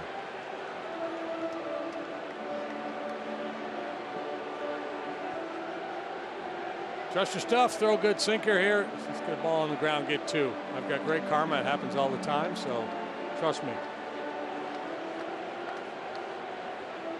Throwing the ball well. You got a weak ground ball, and you probably should have had a punch out on Bruce.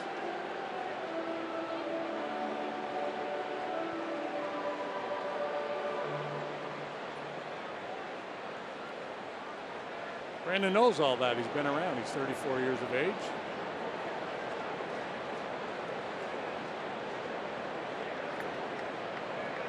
First came to the big leagues with the Brewers back in 2010. A long journey through the minor leagues and independent ball. 2-1.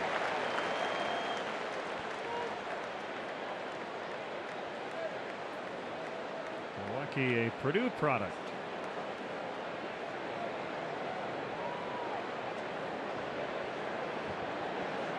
Big Ten Player of the Year as a junior, the first Boilermaker to win that award.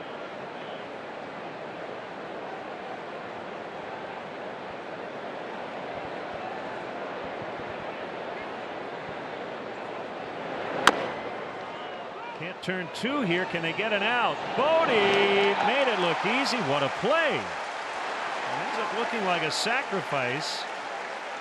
That is not easy. And David Bodie with a big out, 5-3 to get Plawecki. And that's almost with another soft hit. This ball chopped into the ground. Bodie comes fast but under control.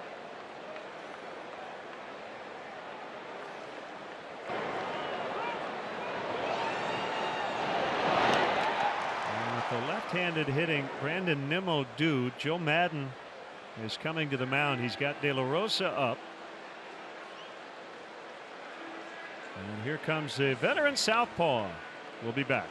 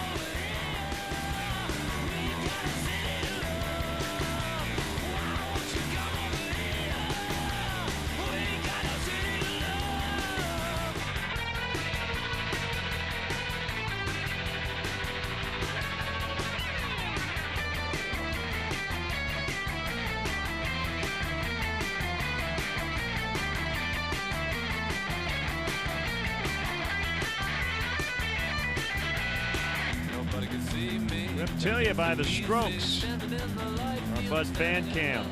So second and third, lefty here. De La Rosa, Nimmo. Scoreless tie. Jorge came in behind Kitzler on Saturday against the Reds, finished off that ball game, retired 5 men on just 12 pitches. High stress here. Good start. Frazier the runner at third. Bruce at second.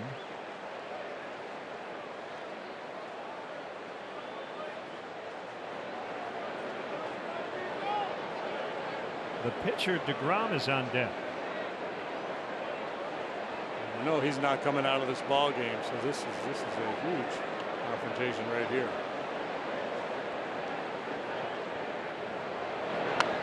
Fouled back.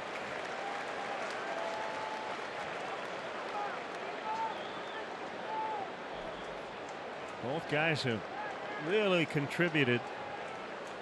Chavez finished the game last night and has pitched a lot.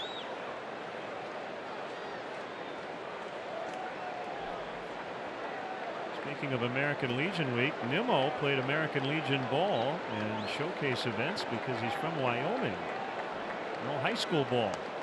Outside, 1-2. He was the MVP of the Under Armour All-America game in this park in 2010. Rosa just missed his location by about 3 feet there as Caratini's up looking for the high fastball.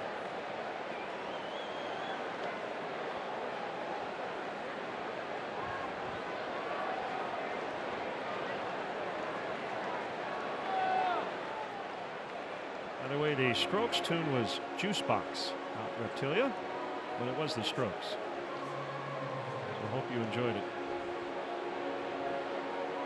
See, I know you knew that. You were just not going to tell me. I didn't want to throw you under the bus. I let the Twitter sphere do that.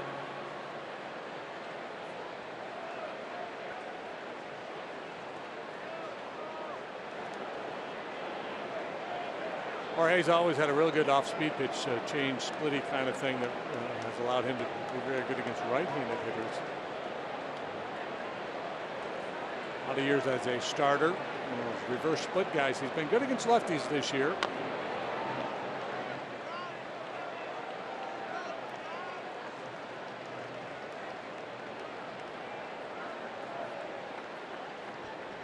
Nimmo has punched out twice already tonight. You know, he's feeling a little anxiety here. 1-2.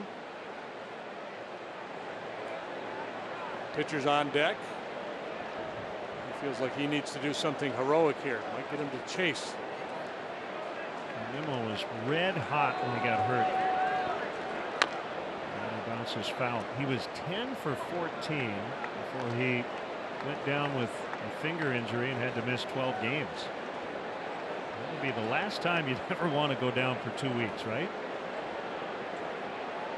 Yeah, you can sit on it and feel good about yourself, but you'd rather be out there playing.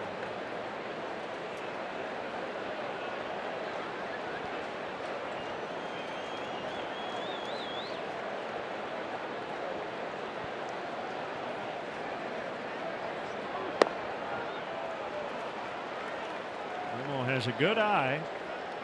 Yeah, works a lot of counts, sees a lot of pitches. He'll strike out a fair bit because of that, but he'll also take his walks.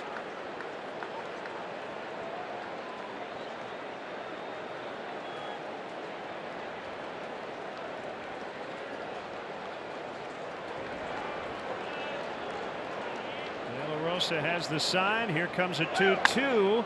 Little jam shot pop up. Baez back of the bag at second, makes the grab. 2 Forward down. contact that almost paid off for the Mets, but a good break by Baez, and he's able to haul it in.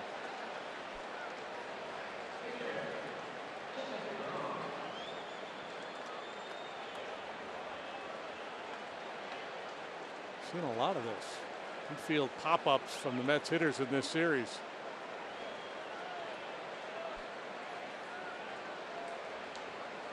DeGrom 1 for 2. Soft line out to third in the third. An infield hit. His last time up.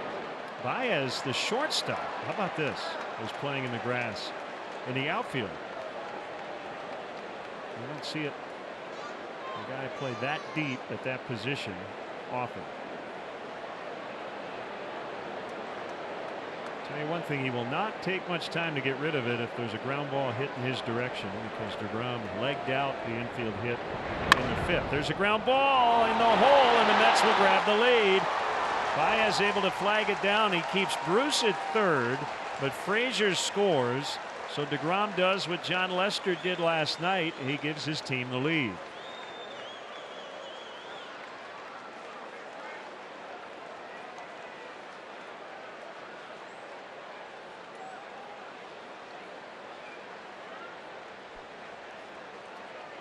See the alignment. He's got room over there on that side of the infield. Doesn't hit it all that sharply, but it pays off for him. You know, the old adage, pitch a shutout, hit a home run, you win the ball game. It's not a home run, but it's an RBI single. They have not hit a ball out of the infield since the 4th inning. Until now, Rosario out into deep left center, and it's caught by Almora. Again, the wind is now blowing in. 1-0 Mets in the 6th.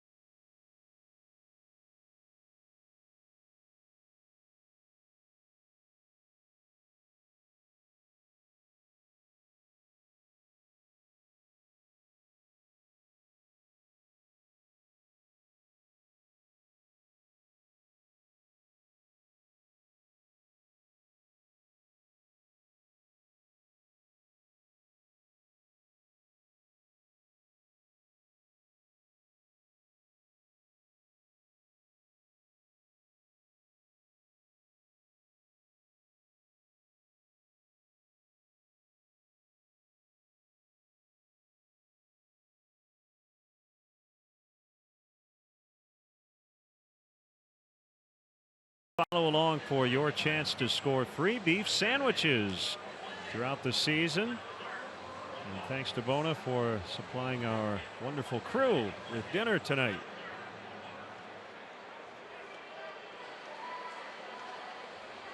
Good stuff. 1-0 Mets. Cubs bat in the 6th inning.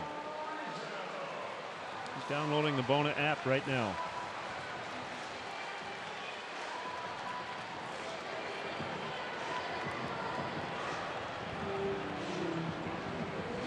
Big crowd on hand. Day game tomorrow, and then the Cubs head off for their longest road trip of the season.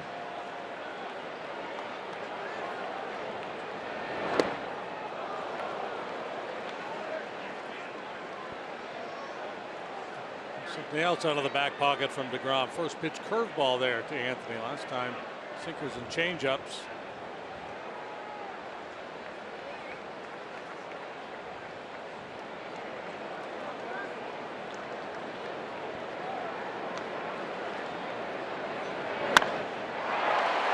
In the center for a base hit. Rizzo 2 for 3. And he stays hot. Wind really starting to gust now. Anthony, his on-base plus slugging for the month of August up over 1,000.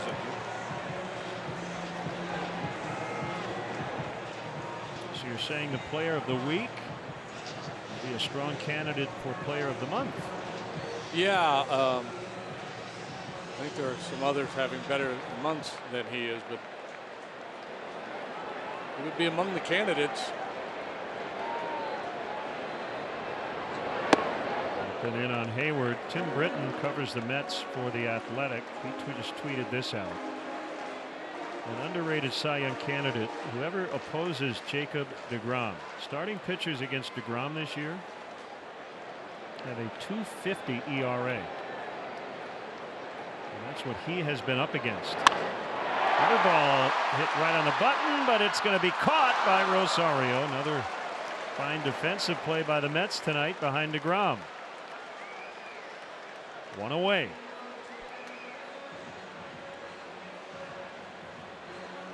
He was playing very deep, and so he had a long way to go and was able to ultimately track this ball down. Two pretty good whacks at him here this inning, Rizzo and now Hayward, and they both came into this game with good numbers against deGrom. I'm wondering, he seems to me like he's gotten away from his four-seam fastball a little more than perhaps he should. I mean, questioning the guy who's got a 1.71 ERA, but it was so crisp at the start of the game. He's been pretty heavy breaking ball changeup since. In fact, his ERA is down to 1.66 with the 5 1/3 shutout innings so far. Look at that ball strike ratio.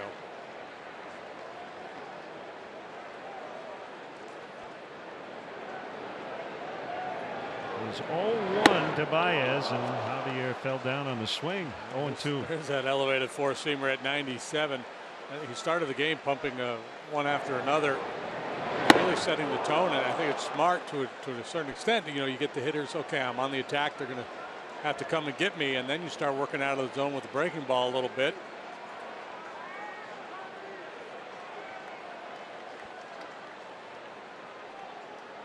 Here's his 0-2. 93 on a slider, low and away. Carl Edwards Jr. heating up in the Cubs pen.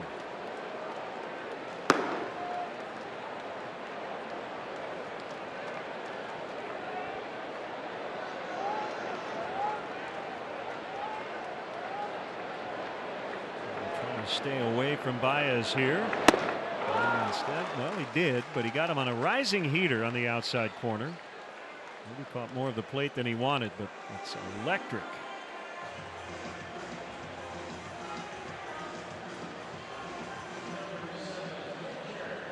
Well, beating Baez on a fastball is not an easy thing to do, and he's done it a couple of times tonight.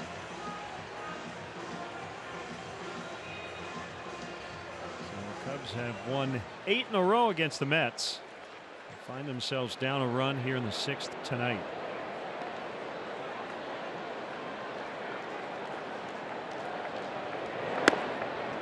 To Caratini.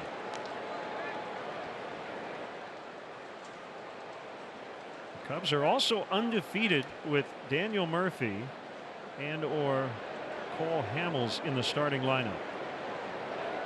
6-0 with Murphy, 5-0 with Hamels going into tonight.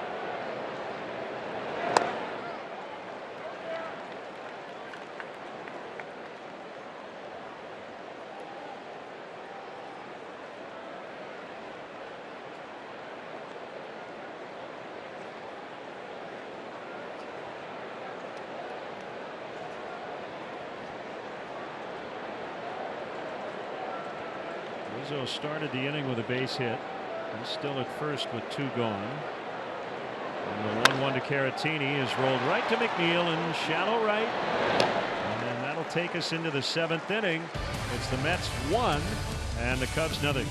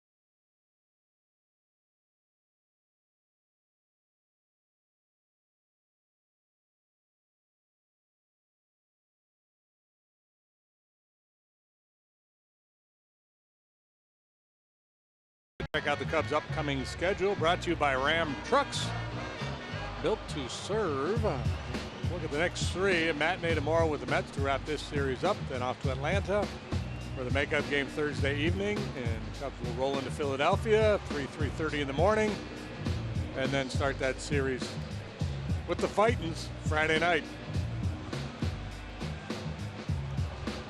So the Amazons, the Bravos, and the Fightins coming up, and then the Crew.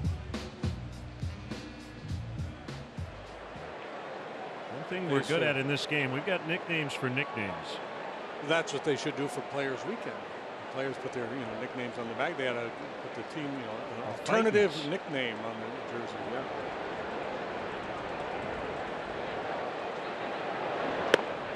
The North Siders. Yeah, I think I would go that route instead of the Cubbies. That would be my choice, but I don't get to decide.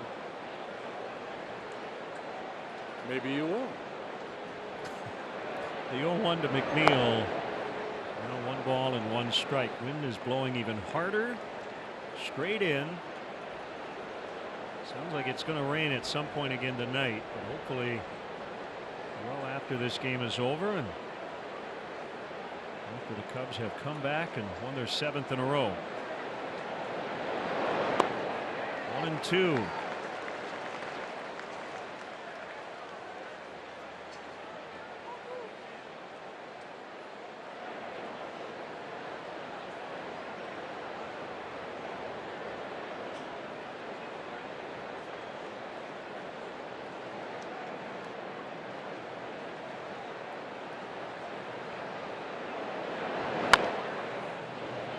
Ground foul to first. 37,017 at Wrigley Field. Clark. I haven't seen Clark in a while. Quality young Cub fans. He's out working the crowd.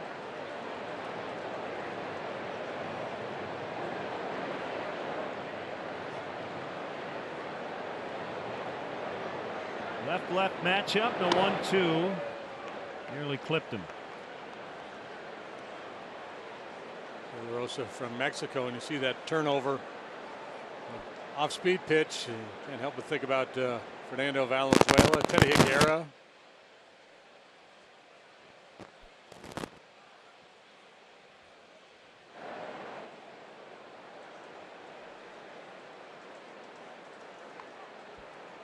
In on McNeil's hands, and he was able to fight it off foul. 9-6 Reds. They got 2 big ones in the 7th after the Brewers put up a 4 spot. So they're now in the top of the 8th in Cincinnati.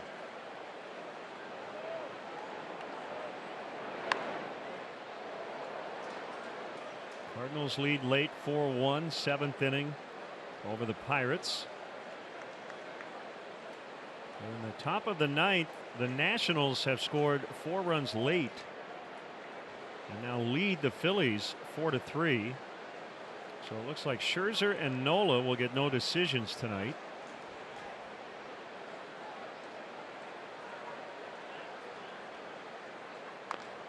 The Phillies are 6-12 in their last 18, and their loss last night was their 7th straight series opening defeat. 3.5 back of Atlanta entering play tonight. 4 back in the loss column. Braves are tied with the Rays 5-5. Tampa Bay just got a run in the top of the 8th. Rays have won 8 in a row. Best team in baseball. 3 hits for Tommy Pham in that game.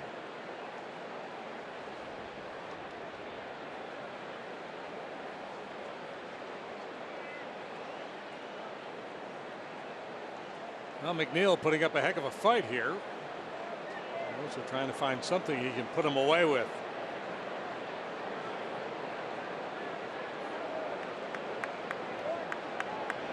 So Caratini pointing in front of the plate, and McNeil sends one to deep right, And it is not gone. It hits the warning track. McNeil's going to try for 3, and the relay will be late. Again, the wind blowing in kept that ball in the yard. He just said, I think, to his third base coach, Glenn Sherlock, how did that not get out of here? Well, this place plays really big with the wind blowing in. Timing is everything. Earlier, the ball flies out of here for sure, and this time it looked like it was going to be enough to get out. The ball bounced on the track. It did not get to the wall, I don't believe. This is one heck of an at-bat. This is the 10th pitch of this confrontation.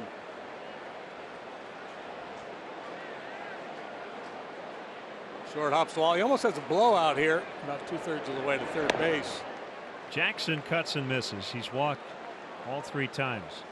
Infield in with nobody out. Yeah, that was a 10-pitch sequence resulting in a triple. He fouled off 4 in a row before the big hit.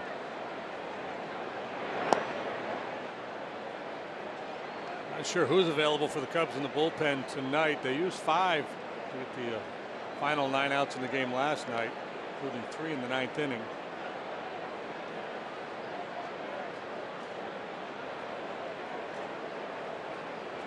It was not a mound visit, in case you're wondering.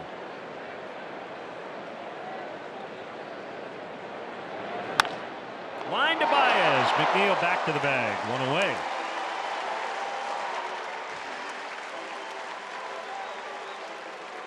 A bit of good fortune there. A bullet, but right at Baez.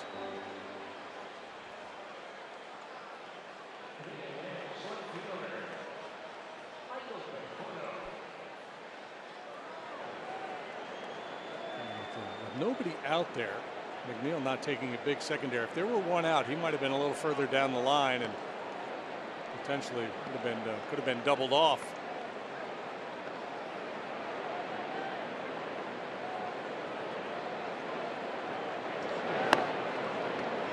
Curve is high.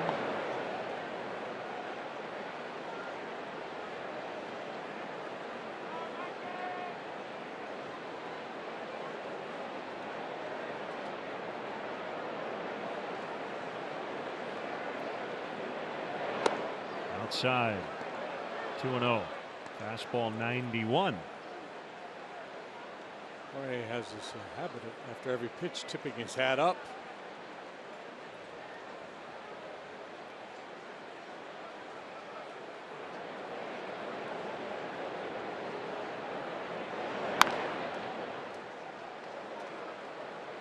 Showed you earlier some of the hot bats in the Cubs lineup. How about the pitching? Over the last 12 days, basically, leading in ERA. Not striking out many, though. Very odd. And that's been the case all year.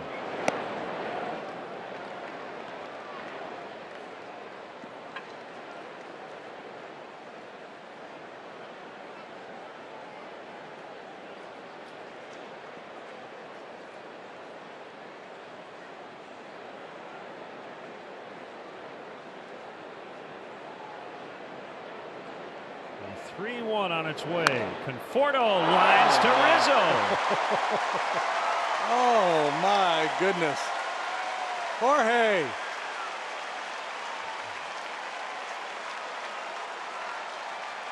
Two lineouts after the leadoff triple. Even he's a little bemused by it. He gave up 2 rockets for outs here. I'm not sure Hickey should come out here. He's going to mess with his karma. All right, get Frazier to hit a line drive to Bodie. Oh. You got him popping up here.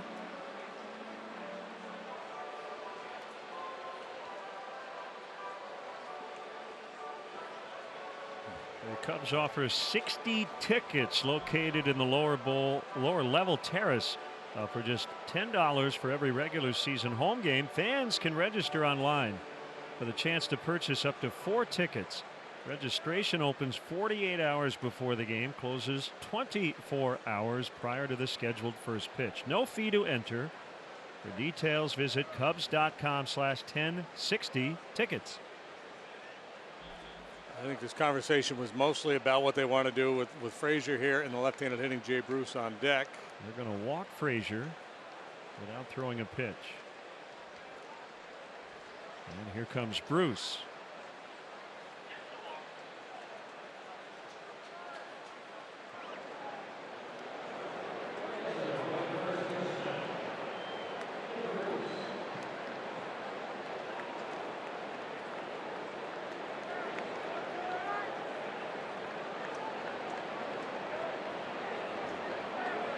Frazier takes off for second without a throw.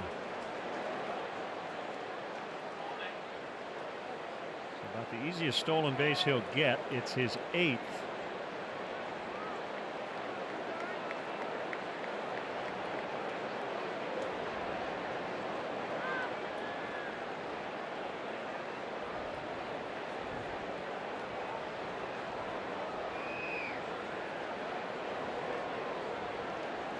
Playing off the line, but cheating over just a little bit to try to keep McNeil honest there at third.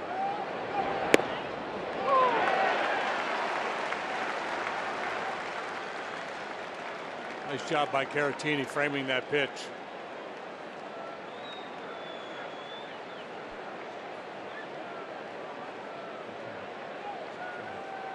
Catch it, hold it there, give De Jesus a good look.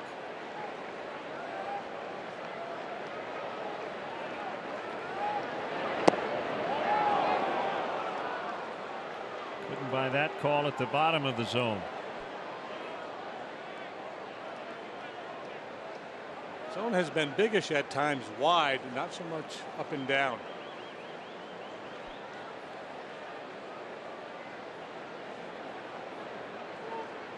That's got a run in the 6th inning on a hit by the pitcher DeGrom. A 2-out infield hit. Second and third, 2 outs this time in the 7th. 2-2 to Bruce.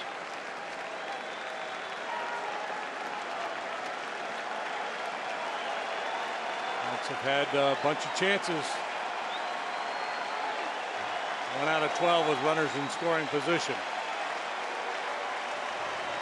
But they have the lead because the Cubs are 0 for 1. They haven't had but one chance with a runner in scoring position. Called strike 3. Mets strand 2. Time for the 7th inning stretch, brought to you by Budweiser. This Bud's for you. For tonight's stretch, please direct your attention to the outfield video boards. All right. Let me hear you. Good and loud. On 1, on 2, on 3. Take me out to the ball game. Take me out to the crowd. Buy me some peanuts and Cracker Jack. I don't care if I ever get back. Oh, it's root for the Cubbies. If they don't win, it's a shame.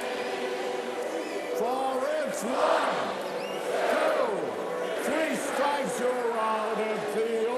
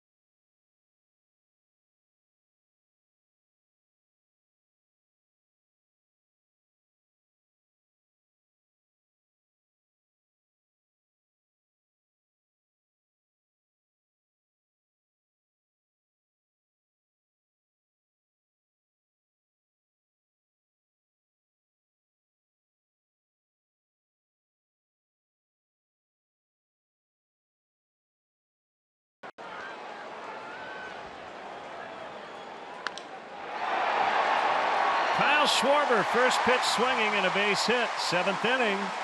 Cubs trail 1-0.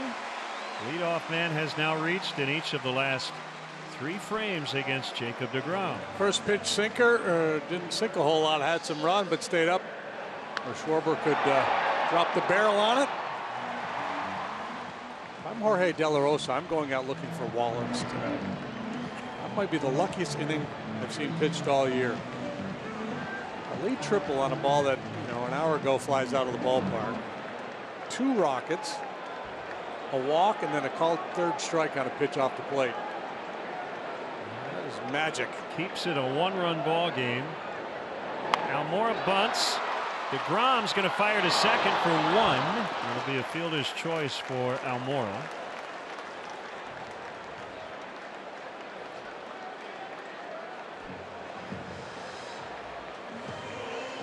Trying to get this ball down the third base line, just didn't have the angle, and deGrom jumped on it.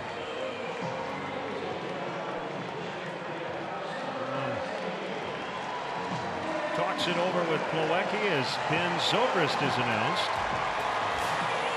De La Rosa.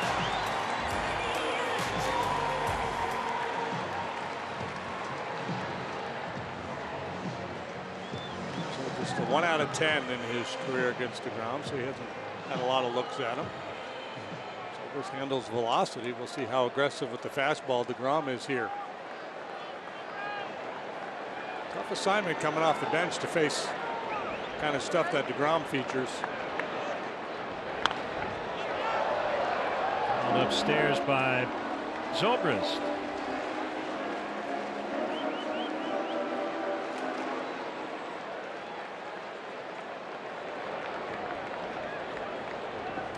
Three out of 14 as a pinch hitter for Zobrist this year.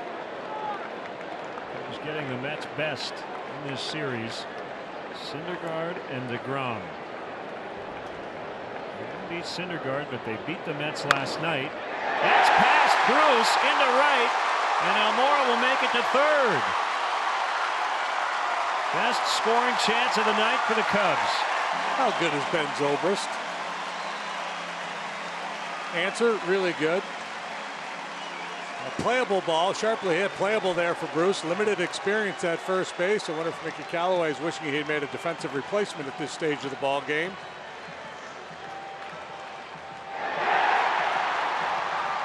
That'll set it up for David Bodie.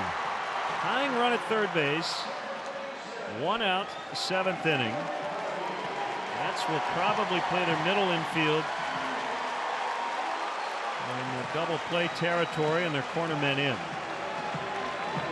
They're going to put Frazier over there right at third. He scoots off the bag a few steps.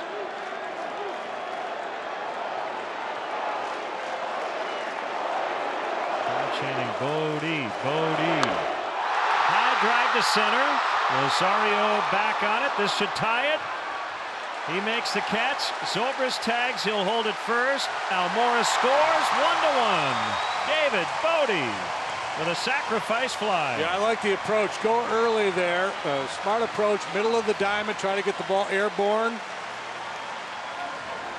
Good work by David Bodie. A rookie who thinks like a veteran.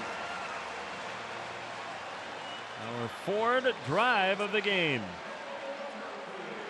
As the ball rises, so do the fans.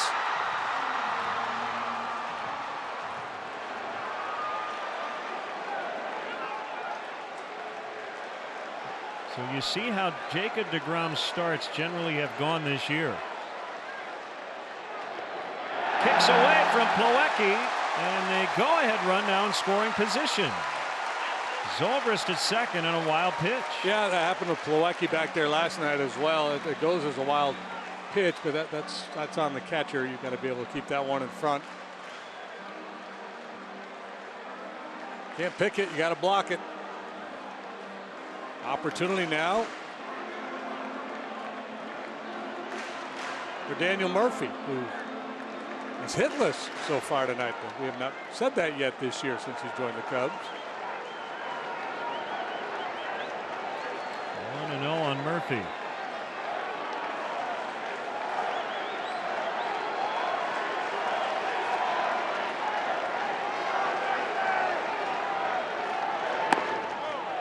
for a ball. DeGrom a little agitated now, trying to overthrow. McNeil out in the right field grass. We got Murphy on a ground out in the 5th.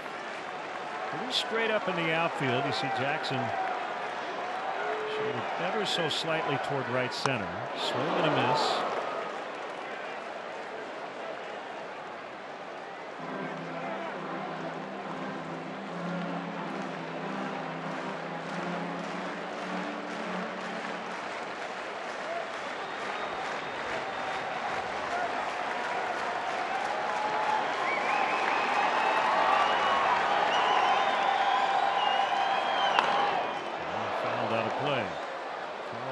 Jr. is up.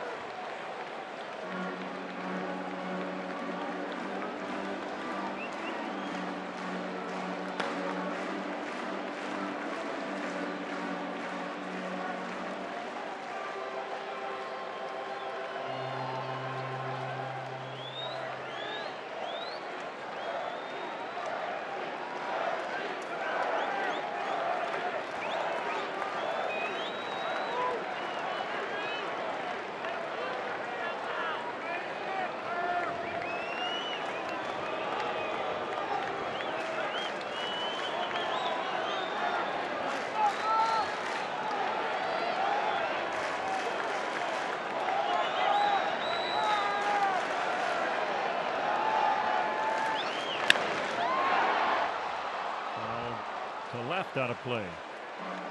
Covers everything. Velocity, soft stuff, in, out, up, down.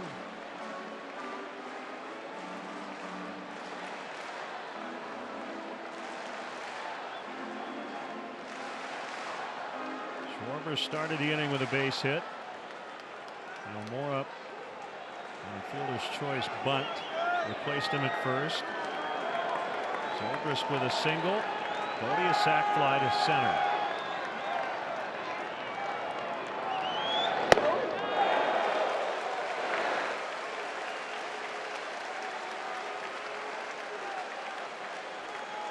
Rizzo on deck.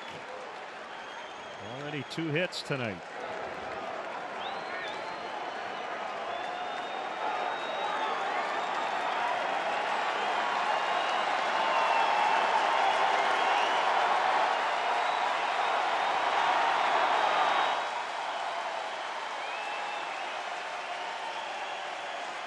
And these guys are grinding.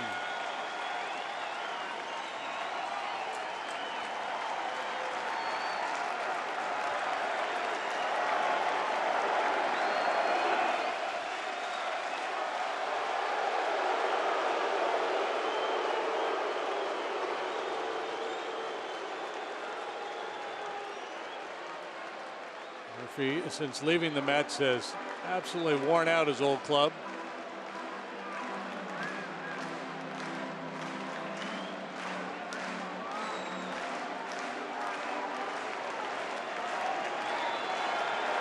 Mets missed an opportunity to add insurance. The Cubs have come back to tie it.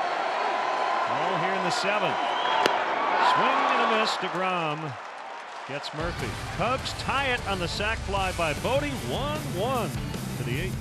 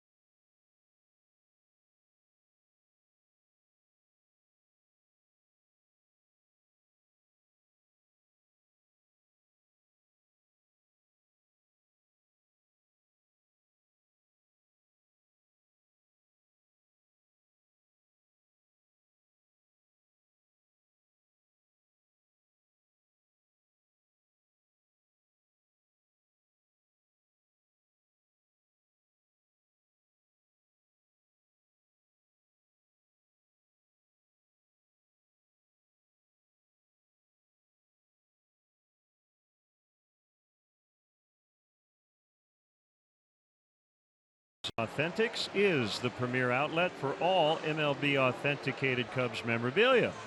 The Cubs will donate net proceeds from the sale of Cubs Authentics items to Cubs charities. Visit Cubs.com/authentics today. Zobrist stays in, plays second base for Murphy. And his spot in the batting order now becomes the pitcher's spot. That's Carl Edwards Jr. in a 1-1 tie.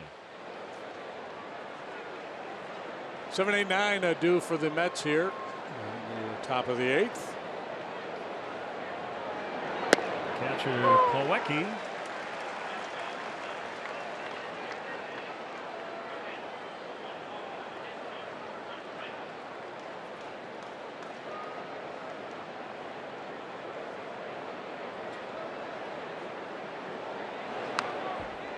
Swing, he fouled it off on 96. It's 0-2.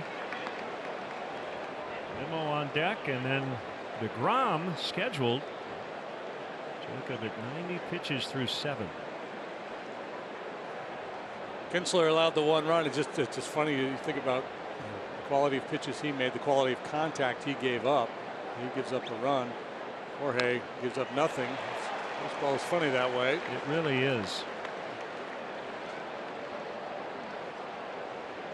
Rom has got 2 knocks tonight, so he's all in. He's getting an opportunity to press on here. Mickey Callaway, former pitcher and pitching coach. Swing and a miss, strike 3. CJ at his best when he can throw strike 1 and then expand the zone either with the high cutting fastball or his curve. This is a high heater right by Plawecki.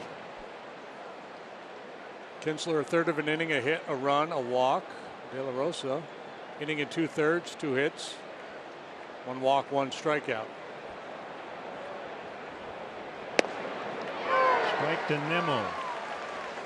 Cole Hamels with 5 scoreless tonight has lowered his Cub ERA to 0.69. Probably should be good enough to be the pitcher of the month in the National League, I would think. You would think.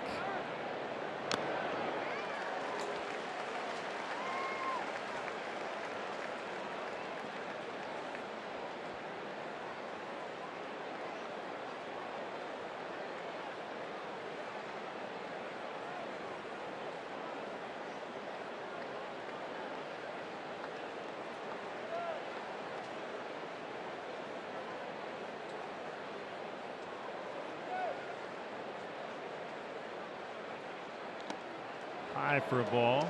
Chris Bryant done for the night with Iowa. He went 1 for 2 and added 2 walks. Another rehab assignment game, his second.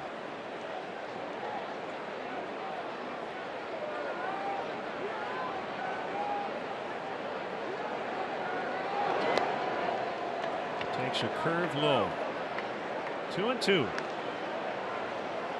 Brewers down to their last chance. They trail the Reds 9-6. Top of the 9th.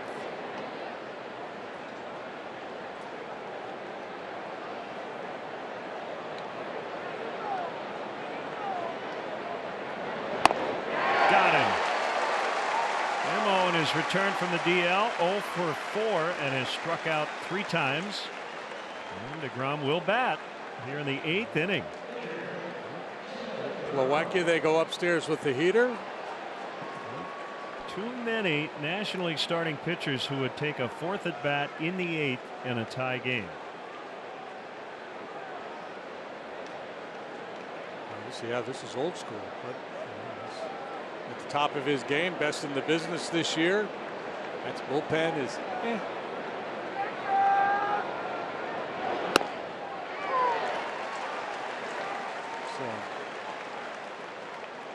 Gives the manager a little currency in his clubhouse too, letting a guy go like this.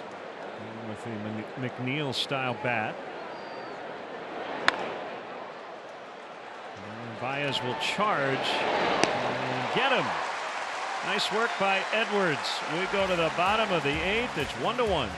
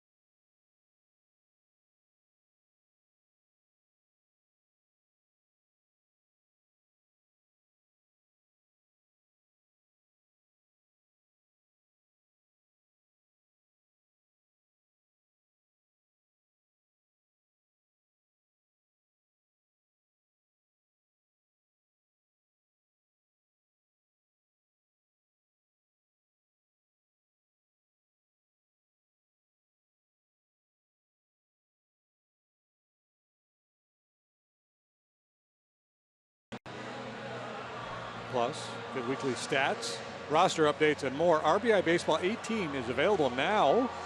Learn more at rbigame.com. Rated E for everyone. Cubs trying to eke out a run any old way. Cy Young contender Jacob deGrom, bottom of the 8th, 1-1.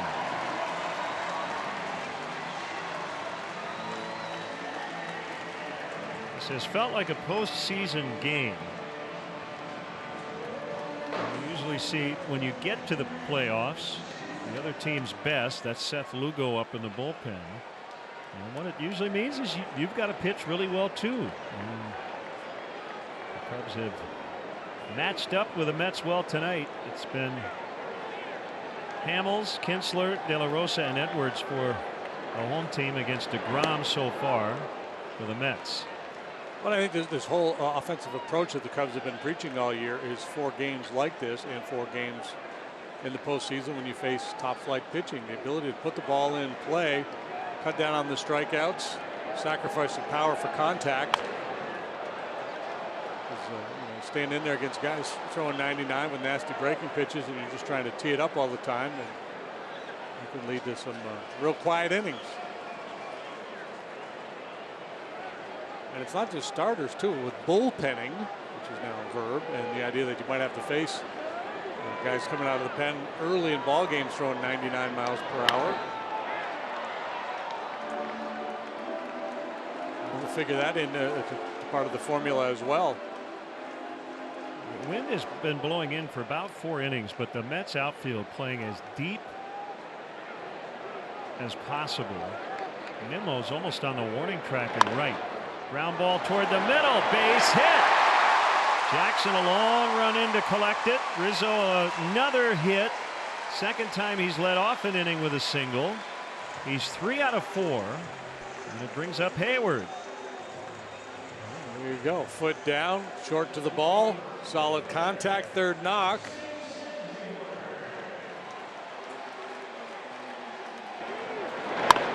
Fun to watch these elite guys square off, Rizzo and deGrom.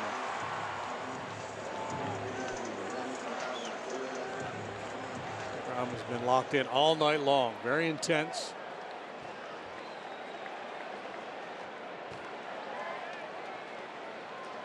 Now works to Hayward. And Jason takes high. He's popped to second, flied to left, and robbed of a hit by Jackson in the 6th on a liner.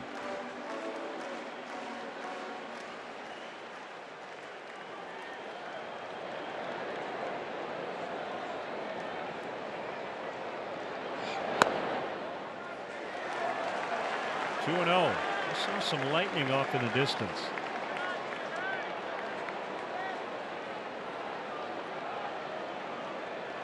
Like the natural, maybe Jason's going to hit one off the scoreboard.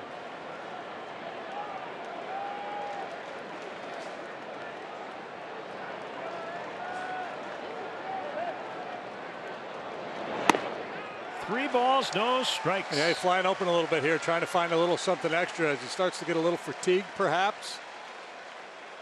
Coming out of his delivery.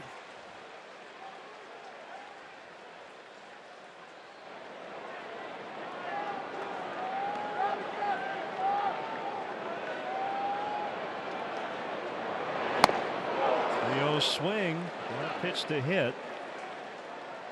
Now 3-1. Game is over in Cincinnati. The Reds held off the Brewers 9-7. And remember, that's after the Reds are swept here in a 4-game series over the weekend. Ball 4, 2 on, nobody out.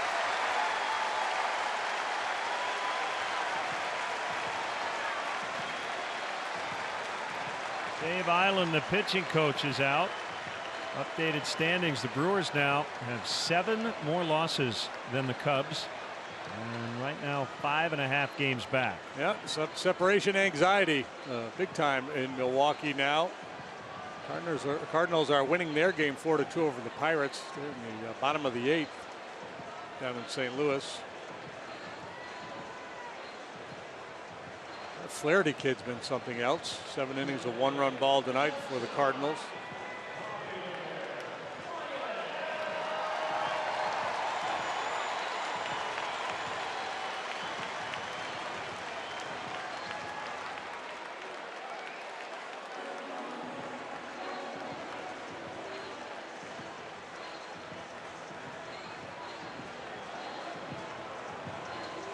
See how the Mets play it against the cleanup hitter Baez. Frazier and Bruce are in a little bit. Double play depth in the middle. Javi went for the late bunt. Yeah, so not sacrificing there, but a bunt for a base hit.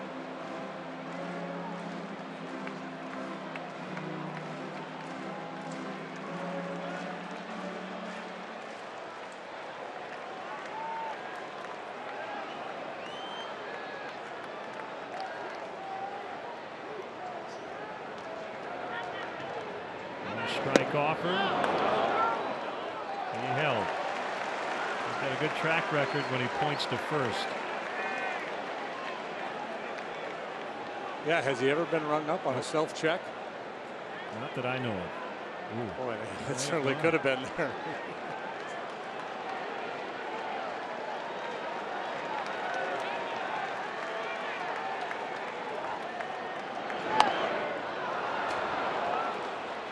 Bat up there late twice in the sequence, 1 and 2.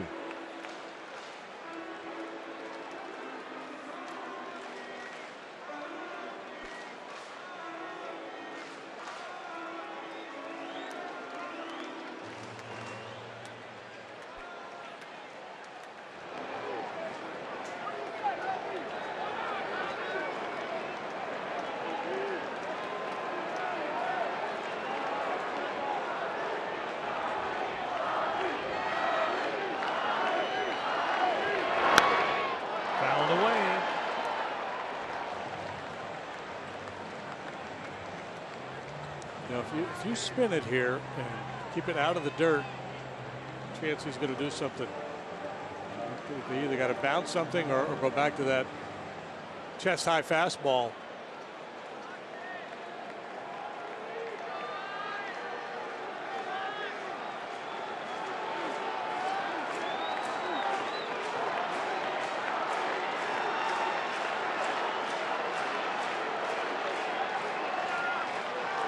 Another 1-2. He got him. Still throwing incredibly hard in the bottom of the 8th. 98 to get Baez. So that's the first out. Yeah, just explosive fastball up in the zone. The last couple feet of that thing, that ball just jumps. A lot of life. Well, a lot of reasons to get a run here. Bottom of the 8th, you get one. You hold them in the 9th, you win. And it's going to rain here at some point, and based on the forecast and what we've heard, when it does start, it's going to rain really hard. The kind of rain that we might not be able to play through for a while. Swinging strike on Caratini. Just had some good swings tonight. He singled back in the 4th.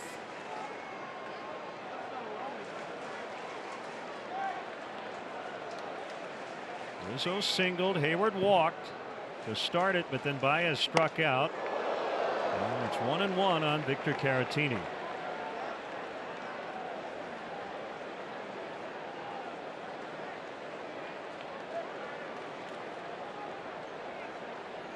Phillies used a pitcher to pinch run tonight and left early on a tag up play. Lost 5-4 to the Nationals. And while the Braves won.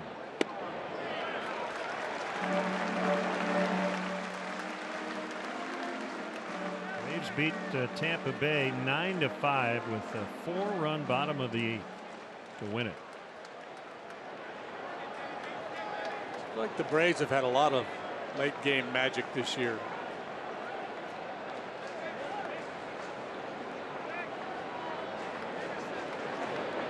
DeGrom's 2-1 is a strike.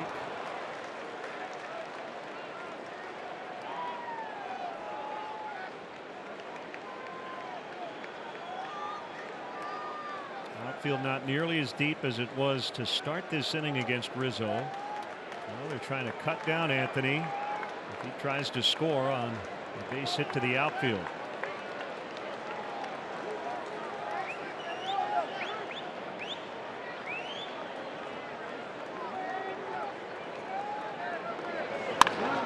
DeGrom's got it. He's made a bunch of good plays in the field tonight, and he turns a 1-6-3 double play. DeGrom, Rosario, and Bruce. And we'll go to the ninth. Still tied at 1.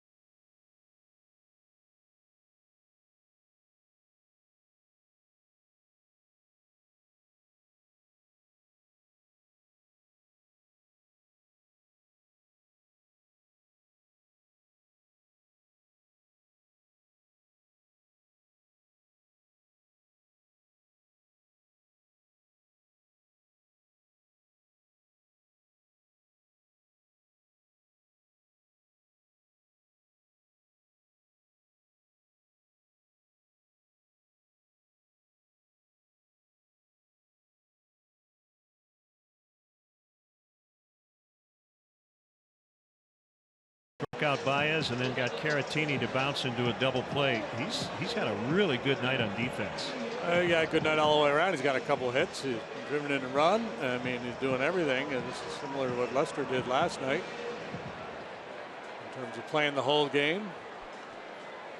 So top of the order against Pedro Strop, who started the ninth inning with a 3-run lead last night. Gave up a walk and a single, got 1 out, and gave way to Justin Wilson. Jesse Chavez got the save, and he's trying to save a tie here. Ahmed Rosario has 3 hits in the ball game and 5 in the series. Yeah, only hitting .248 for the season, but he's looked like a 300 hitter so far in this series. .255 the ERA for Strop through 54.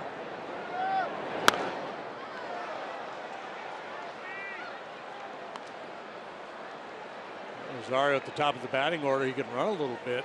He's not a patient guy, so not a high on base percentage. Doesn't take many walks. Swing and a miss. He struck him out.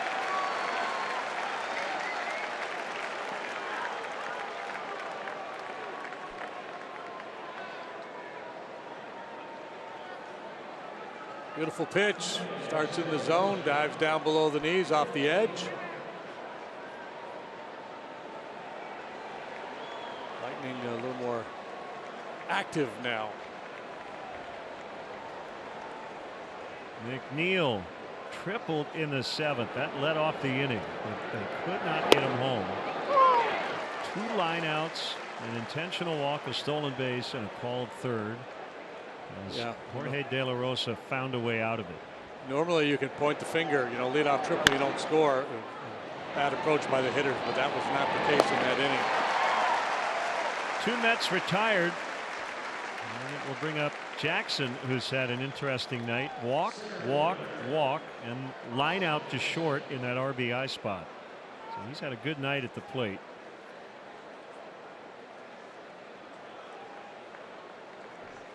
I think DeGrom might be done. Seth Lugo up yet again. 109 pitches for DeGrom in his 8 innings of work.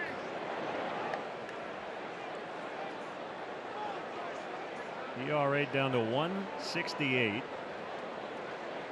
Hamels with an 0.69 and 6 starts with the Cubs. Grounder to short. Baez gloves. Nice work, Pedro Strop. Cubs will try to win it when we come back.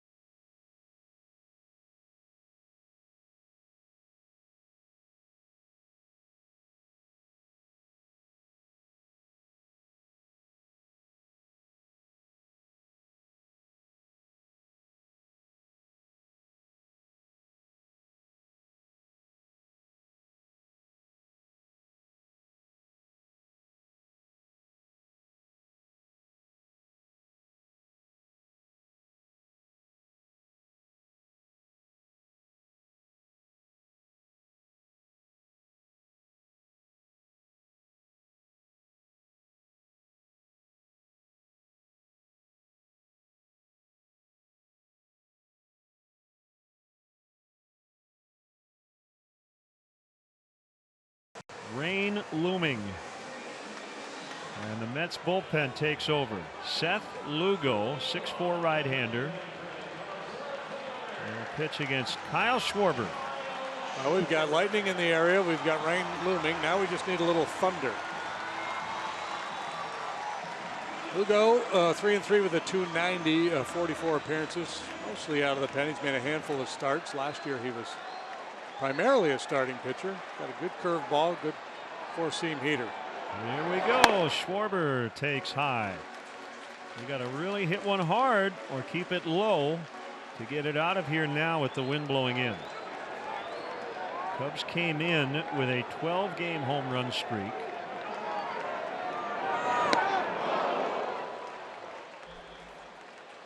And they've hit some big ones. 2 grand slams in walk-off fashion. David Bodie all over that list.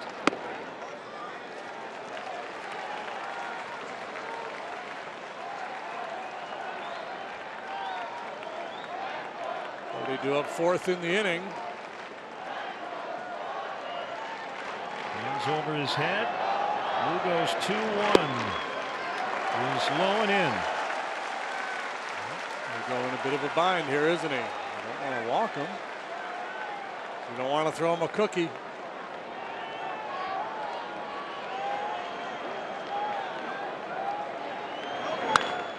On the ground, it's McNeil to Bruce, and Schwarber is out.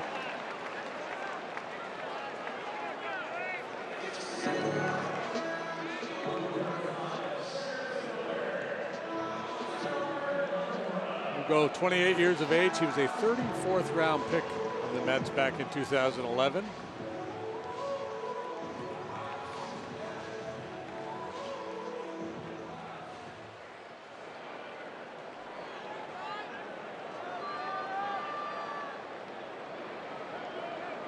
Almora with 1 out. Takes outside. Jacob deGrom will get 2 no decisions against the Cubs this season. 15 innings, 2 runs, 23 strikeouts. And again, that's the kind of year he's had. Came in tonight at 8-8 with the best ERA in the majors. Cole Hamels went 5 shutout this evening. And a start after a complete game. He gave Joe everything he had. 93 pitches through 5. Ground ball. Nice little shuffle step by Rosario, and he throws out Almora. Got a chance to be a good one there. Yeah, what is he, 22 years old? Good looking young player. So we talked about their big 3 in their rotation: Rosario, Nimmo, Conforto, all talented young players. So it's got a lot of veteran guys over the last 2 or 3 years. With a lot of injuries. Bullpen has not been particularly good this year with an ERA approaching 5. Rosario in center earlier. Had to play 2 spots. That's how good he's been. That good. Here's Zobrist. He came off the bench and singled in the 7th and is now playing 2nd. Turn and burn. Outside edge for a strike.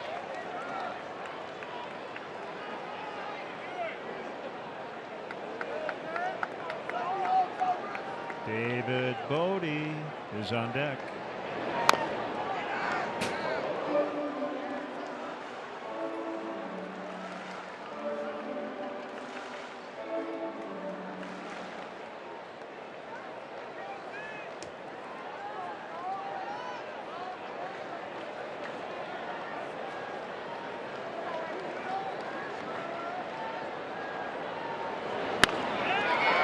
McNeil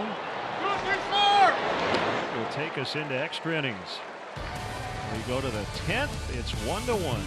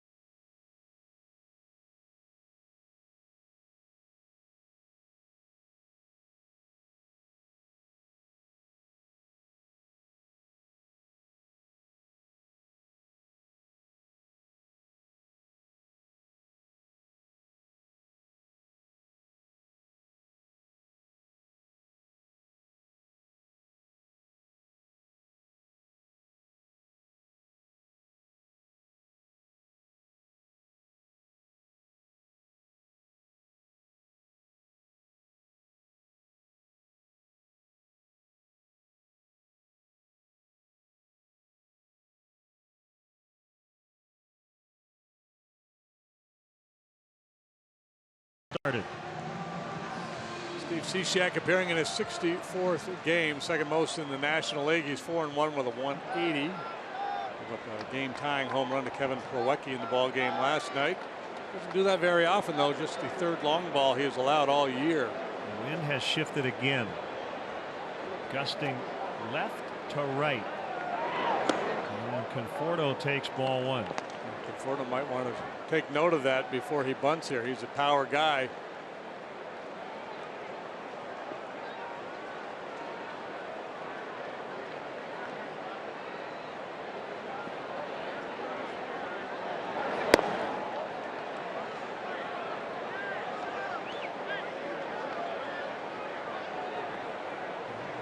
2-0. I think he would That's go ahead it. and swing, and they're going to cover the field. Yep, Gary Cedarstrom, the crew chief. And the question will be, will we be able to continue? If not, we may finish this game tomorrow.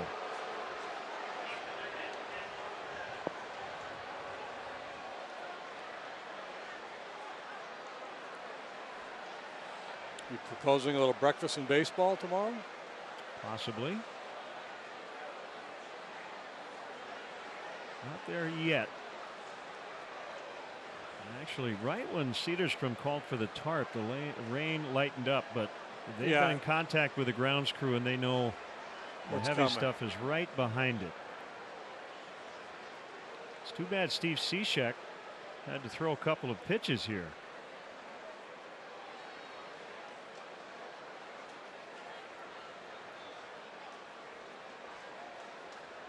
There is lightning in the area, and they have announced now on the scoreboard, as you see, they want the fans to seek shelter.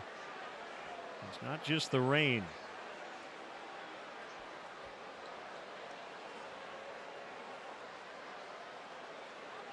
I think the other good thing is for the grounds crew to get the tarp on the field before Armageddon, which we saw a few years ago when the Giants were here, which made it almost impossible to get the tarp onto the infield. But no problem here. Now the rain starting to intensify.